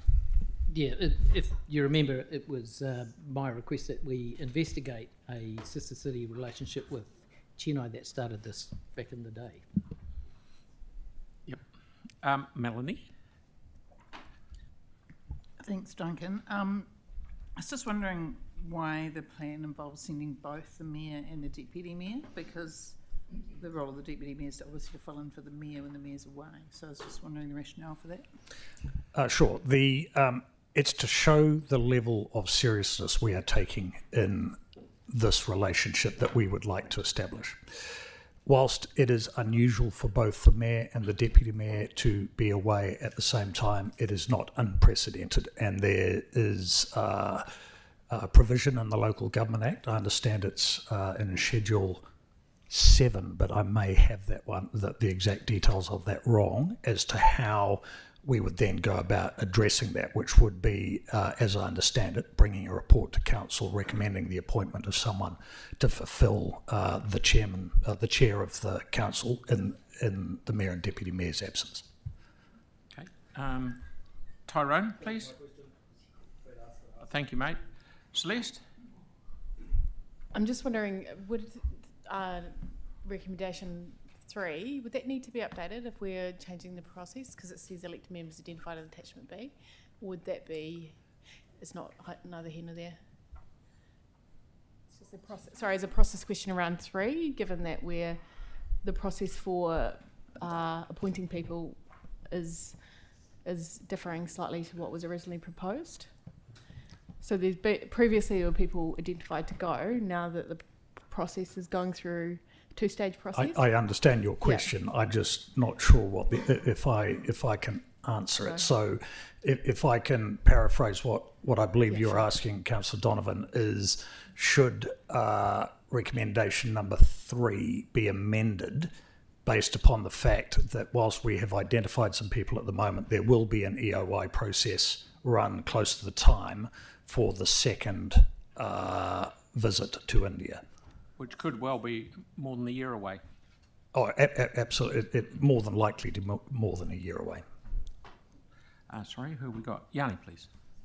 Yeah, thank you. Thank you for the report. I was just interested in the relationship with India. Have we approved an MOU, or has that been in front of council?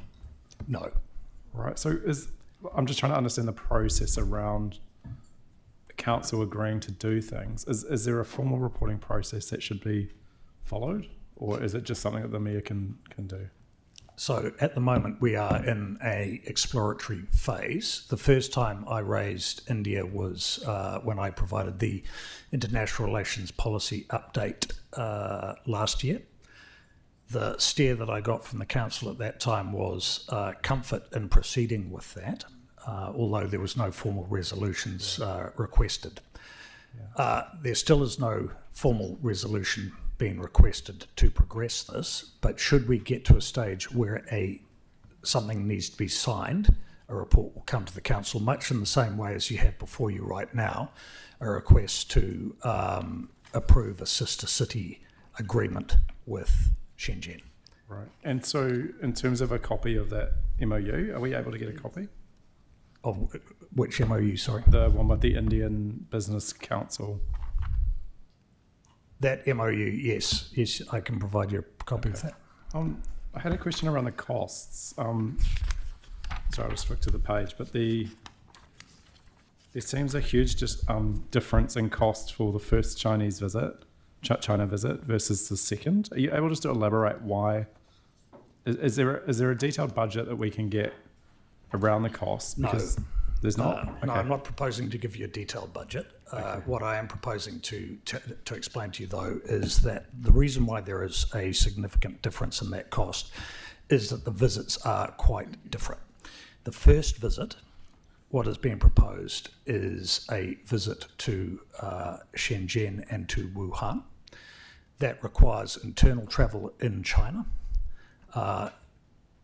as well as getting there and back, whereas the second one is for the Deputy Mayor to attend a conference in Wuhan, where the requirement is only to travel to Wuhan and back.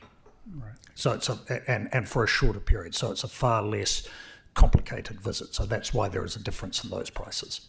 Right. Okay. Good. Thank you, Pauline.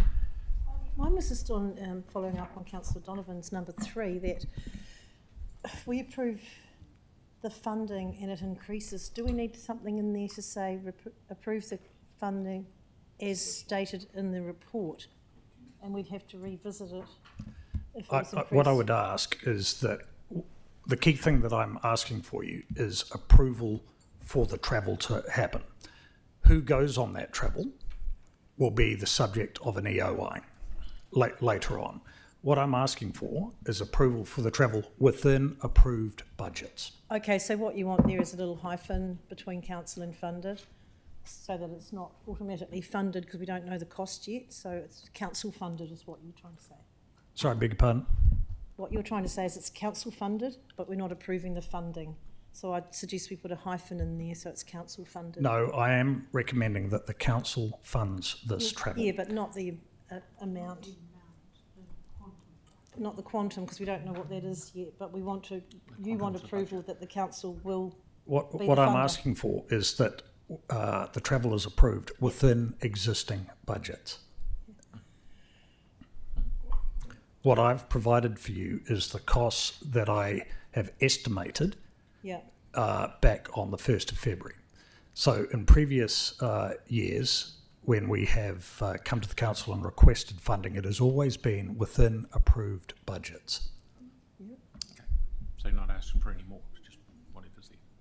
Nathaniel? So do we just pop that within approved budgets in there? That might help. Council funded within approved budgets. Yeah, we are stating it in now. Thank you. And we will put, rather than attachment, we will put something about in the report, name the report and the date. So, because if the resolution stands alone anywhere, people know where it's come from. Oh, sorry, it might relate to what I was about to ask. So Mary, you're saying that the thing about the EOI will be included in a... No, just clarify for the resolution that we're putting in, approves council funded travel within the existing. Oh, okay, right. So I was just going to say, just because I think just what's Celeste want to resolve, maybe this is for the mover, Aaron, if it's okay to just add, say, a 0.5 notes that there will be an EOI process for the selection of the... Is that all good? Yeah, can we just get that edited? Is that all good? Is that right, Dave? Yeah? Sweet. Yeah, just a little 0.5, and I think it's approved by the mover to add that in. That's... Yeah, you're right. Is that all right? It's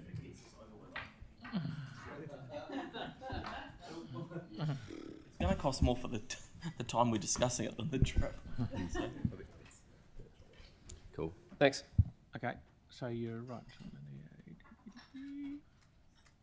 Sorry, can you repeat that?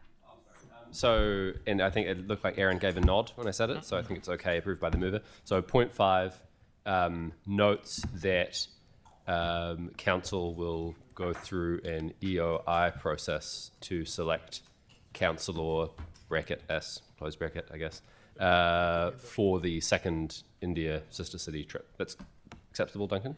Yeah. Yeah, 100%. Thank you.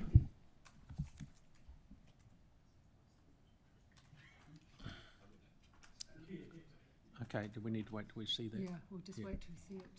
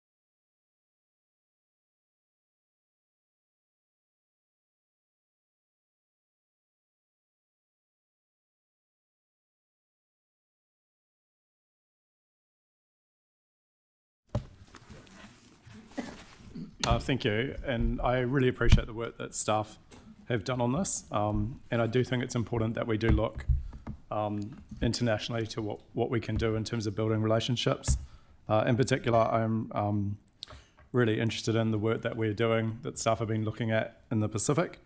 And I do support looking at the relationship with India, but I just don't think this is the right time to be sending people overseas and approving this travel. The world is in the most incredible situation we've been in terms of the conflict that's happening in the Middle East, the impact on fuel prices, and to me, this is really, this would be a luxury that I don't think we can support at this time, given the cost of living pressures that we're facing for our city, but also that we know the cost pressures in terms of council are going to come on. So appreciate the work that's been done on it. To me, I'm uncomfortable with doing this now. I do think in terms of that should be done as part of the LTP. I note in the report that there will be additional expenses associated with upgrading that relationship, but that we don't have really any details on what that cost will be. So to me, I'd prefer to not support this now, given the current climate, and have it finalised when we're looking at the LTP. Thank you, Yanni. Sam, please. Yeah, I'm more than happy to support this. In the end, these things can be seen as controversial or they're not, but the reality is sometimes you've just got to get on and do things. I'm perplexed as to why, when the team have already told us that if this moves to level 2, or whatever it's called, phase 2, that there would be a reassessment. I think we've kind of worked a good compromise. I know that actually Yanni and I went to Seattle after COVID when inflation was at 7%. So, so I'm just unclear as to why it would be any different now. In fact, it's probably safer to go. But like you say, at phase 2, you wouldn't be because of fuel issues. So I'm just unclear as to why we could go to Seattle after COVID, but yet somehow it's an issue where other people are going to foster relationships for the city. But maybe I've missed something. Thanks, Sam. Tim? Yeah, thank you. Look, I think this is the right time and the right place, and thank you very much for the good report. We are a city that's really going forward, and we can't afford to stay still. So we've got an opportunity here. We've talked a number of times about growing economies. India is the largest democracy in the world. This is their 6th largest city. It makes sense to go now. And if things change and it gets cancelled or put off, at least we've put out the olive branch and we are keen, we are interested. So when the world settles back down again, we are in a good place to move forward. So I'm totally in support of this. Thank you, Tim. Aaron? Yeah, nearly everything's been covered off, the obvious reasons why you go. But for me, building a trade relationship between Christchurch ahead of anywhere else in New Zealand makes sense. If you want Christchurch to go ahead and go forward, build international relationships and build with places that are building, that are going ahead, going forward. And there's a very special relationship between India and New Zealand, especially Christchurch. Stephen Fleming's the current coach of the Chennai Super Kings. There's been a bond built between cricket and which is a main sport here and beyond sport in that country, and that's forged an opportunity for New Zealand to really, really grow on it. So would be asleep at the wheel to not invest in this city and this region's future by building a strong relationship with India. Okay, thank you. Right. They'll do. So I'll put this motion on votendo. Oh, look at you. That's great.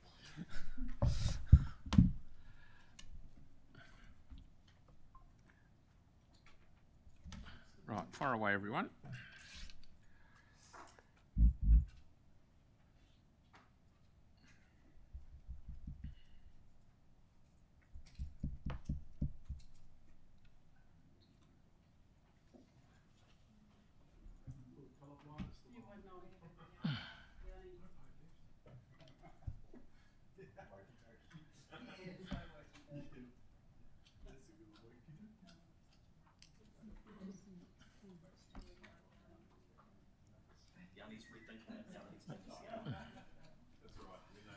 Just say it, Yanni. Do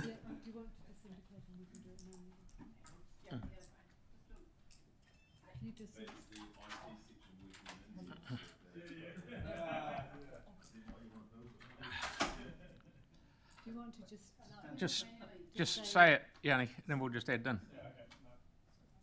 Okay. Was that a no? He's a no, so fire it up.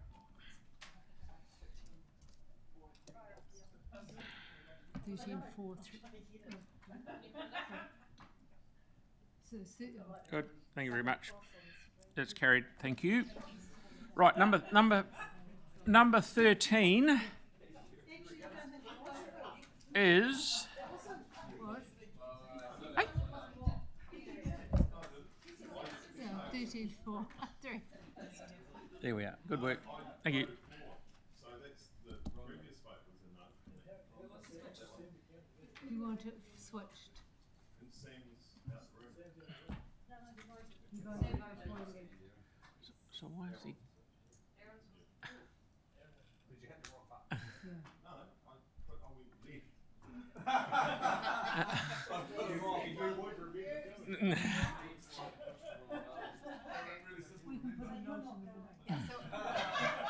Okay, come on. Right. We're getting there. Since I have to do this manually anyway, can I have the no's for item 12, please? Councillor Johansson, Councillor Coker. That's it. Okay. There were no abstentions that we have recorded. Okay. Thank you very much. Right. So, right, we're on to number 13. Okay. This is as clear as mud, isn't it? Stephen. Victoria's happy to move it, and I'm more than happy to second it. Is there any questions? Nope. Is there any debate? Nope. All those in favour? Aye. Against? Too late. Gone. Number 14, this is just a correction, and Victoria's happy to move it, and Jake's happy to second it. All those in favour? Against? Thank you. That's carried. Sorry, who were the mover and seconders? Jake and I. We're on a roll here. Okay, now we have number 15, the notice of motion, and Councillor Peters is going to enlighten us. That'll be first. Thank you so much, Councillor Scandrett. No, the Godfather spoke.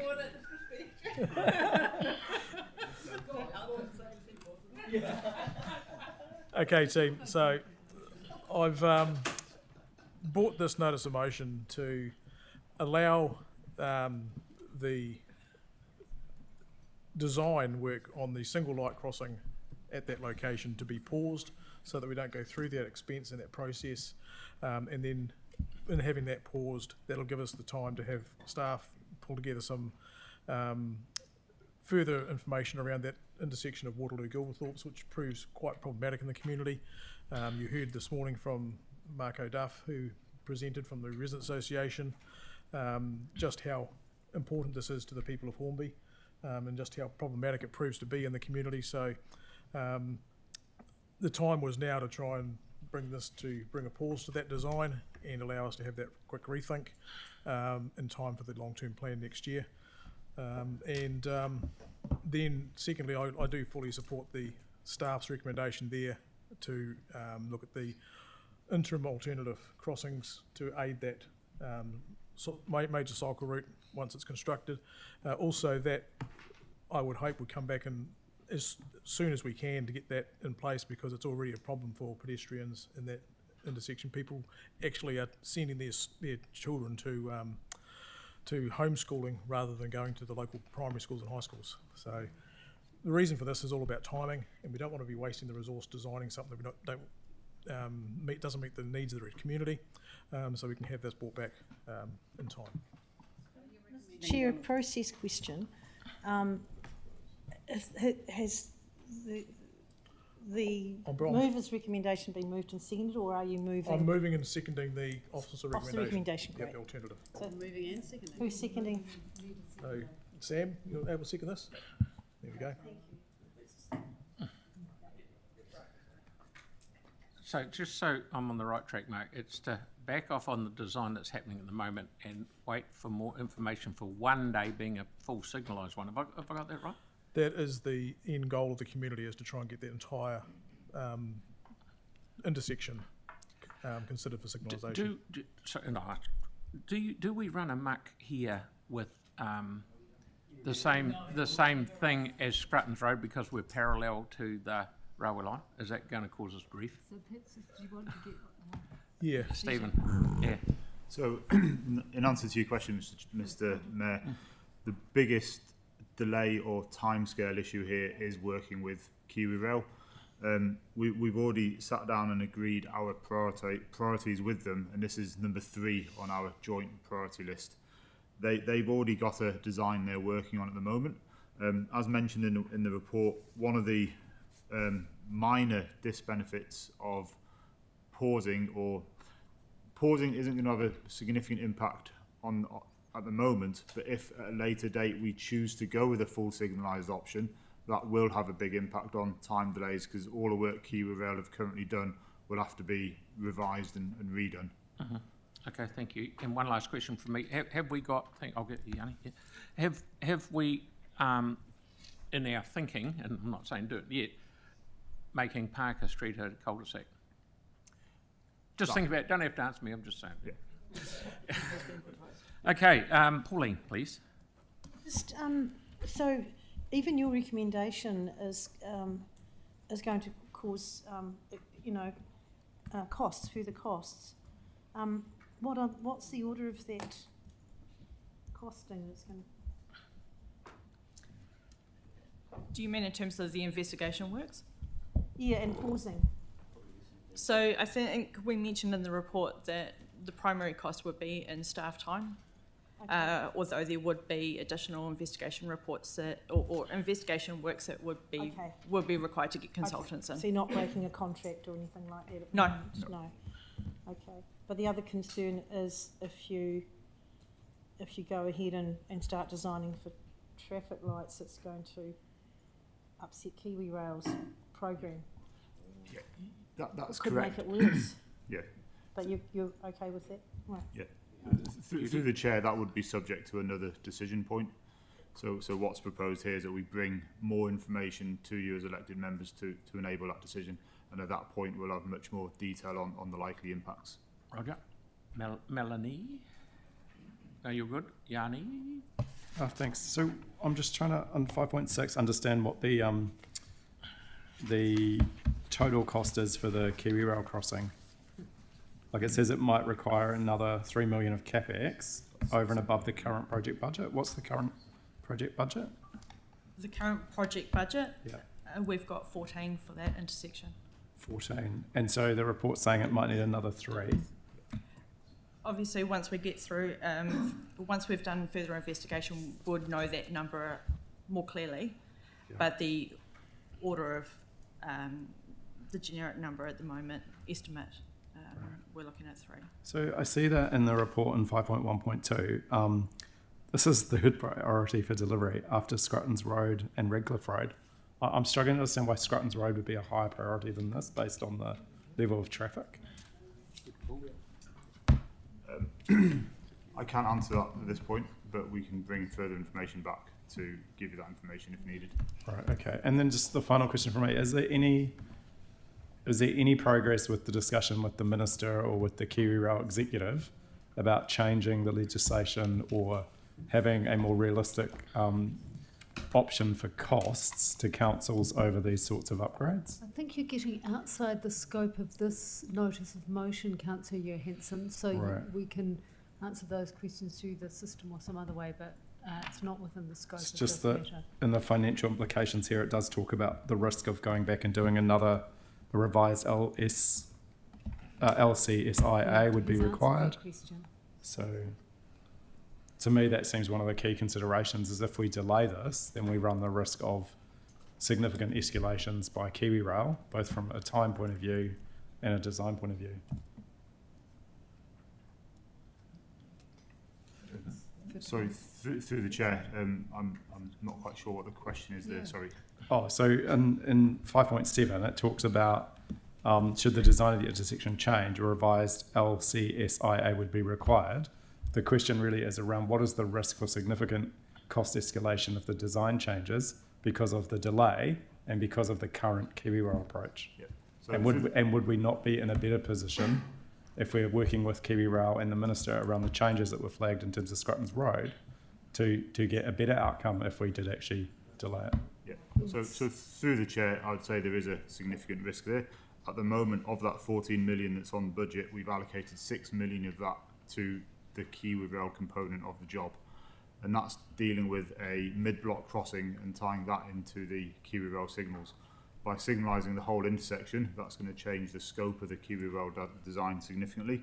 At this point, we don't know what the impacts of that are likely to be, but as I said earlier, that would be the next stage of the decision making. So we'd look to bring back a formal decision report once we've got all this information to enable you to make a decision on, do we go for fully signalising it, or do we just stick to the current design? Fantastic answer. Thank you very much. Right. So, was that debate after all that? Getting lost. Are we still questions, or do we debate? Anyway, put the motion. How's that? Yep. All those in favour? Aye. Against? Right. Right. Now we'll move on to the item 16. I'm happy to move it, and Jake's happy to second it. All those in favour? Aye. Against? Thank you. That's carried. Mayor's report. Best presentation. I did point out, yeah, well, particularly that our rates are lower than Selwyn or Oh, yeah. yeah. Righto. No, that's the bit. Inga, just going backwards just a whisker, we'd just like to actually point out on, how the relationship, the difference between Christchurch and our neighbours. Can we put that up there somewhere? That picture? It's quite interesting reading.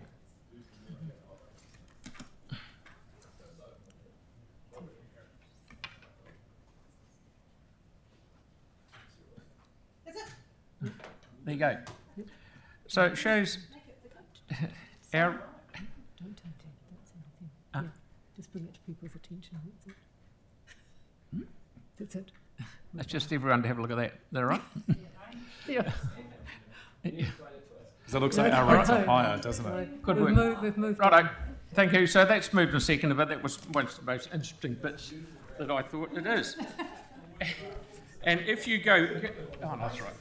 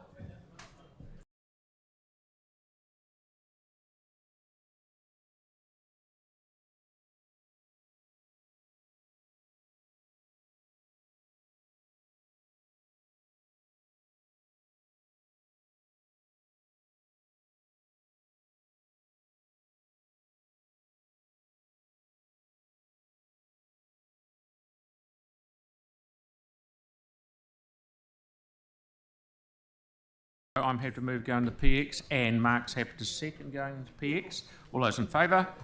Against? Thanks, that's carried. So we'll just give us a couple of secs.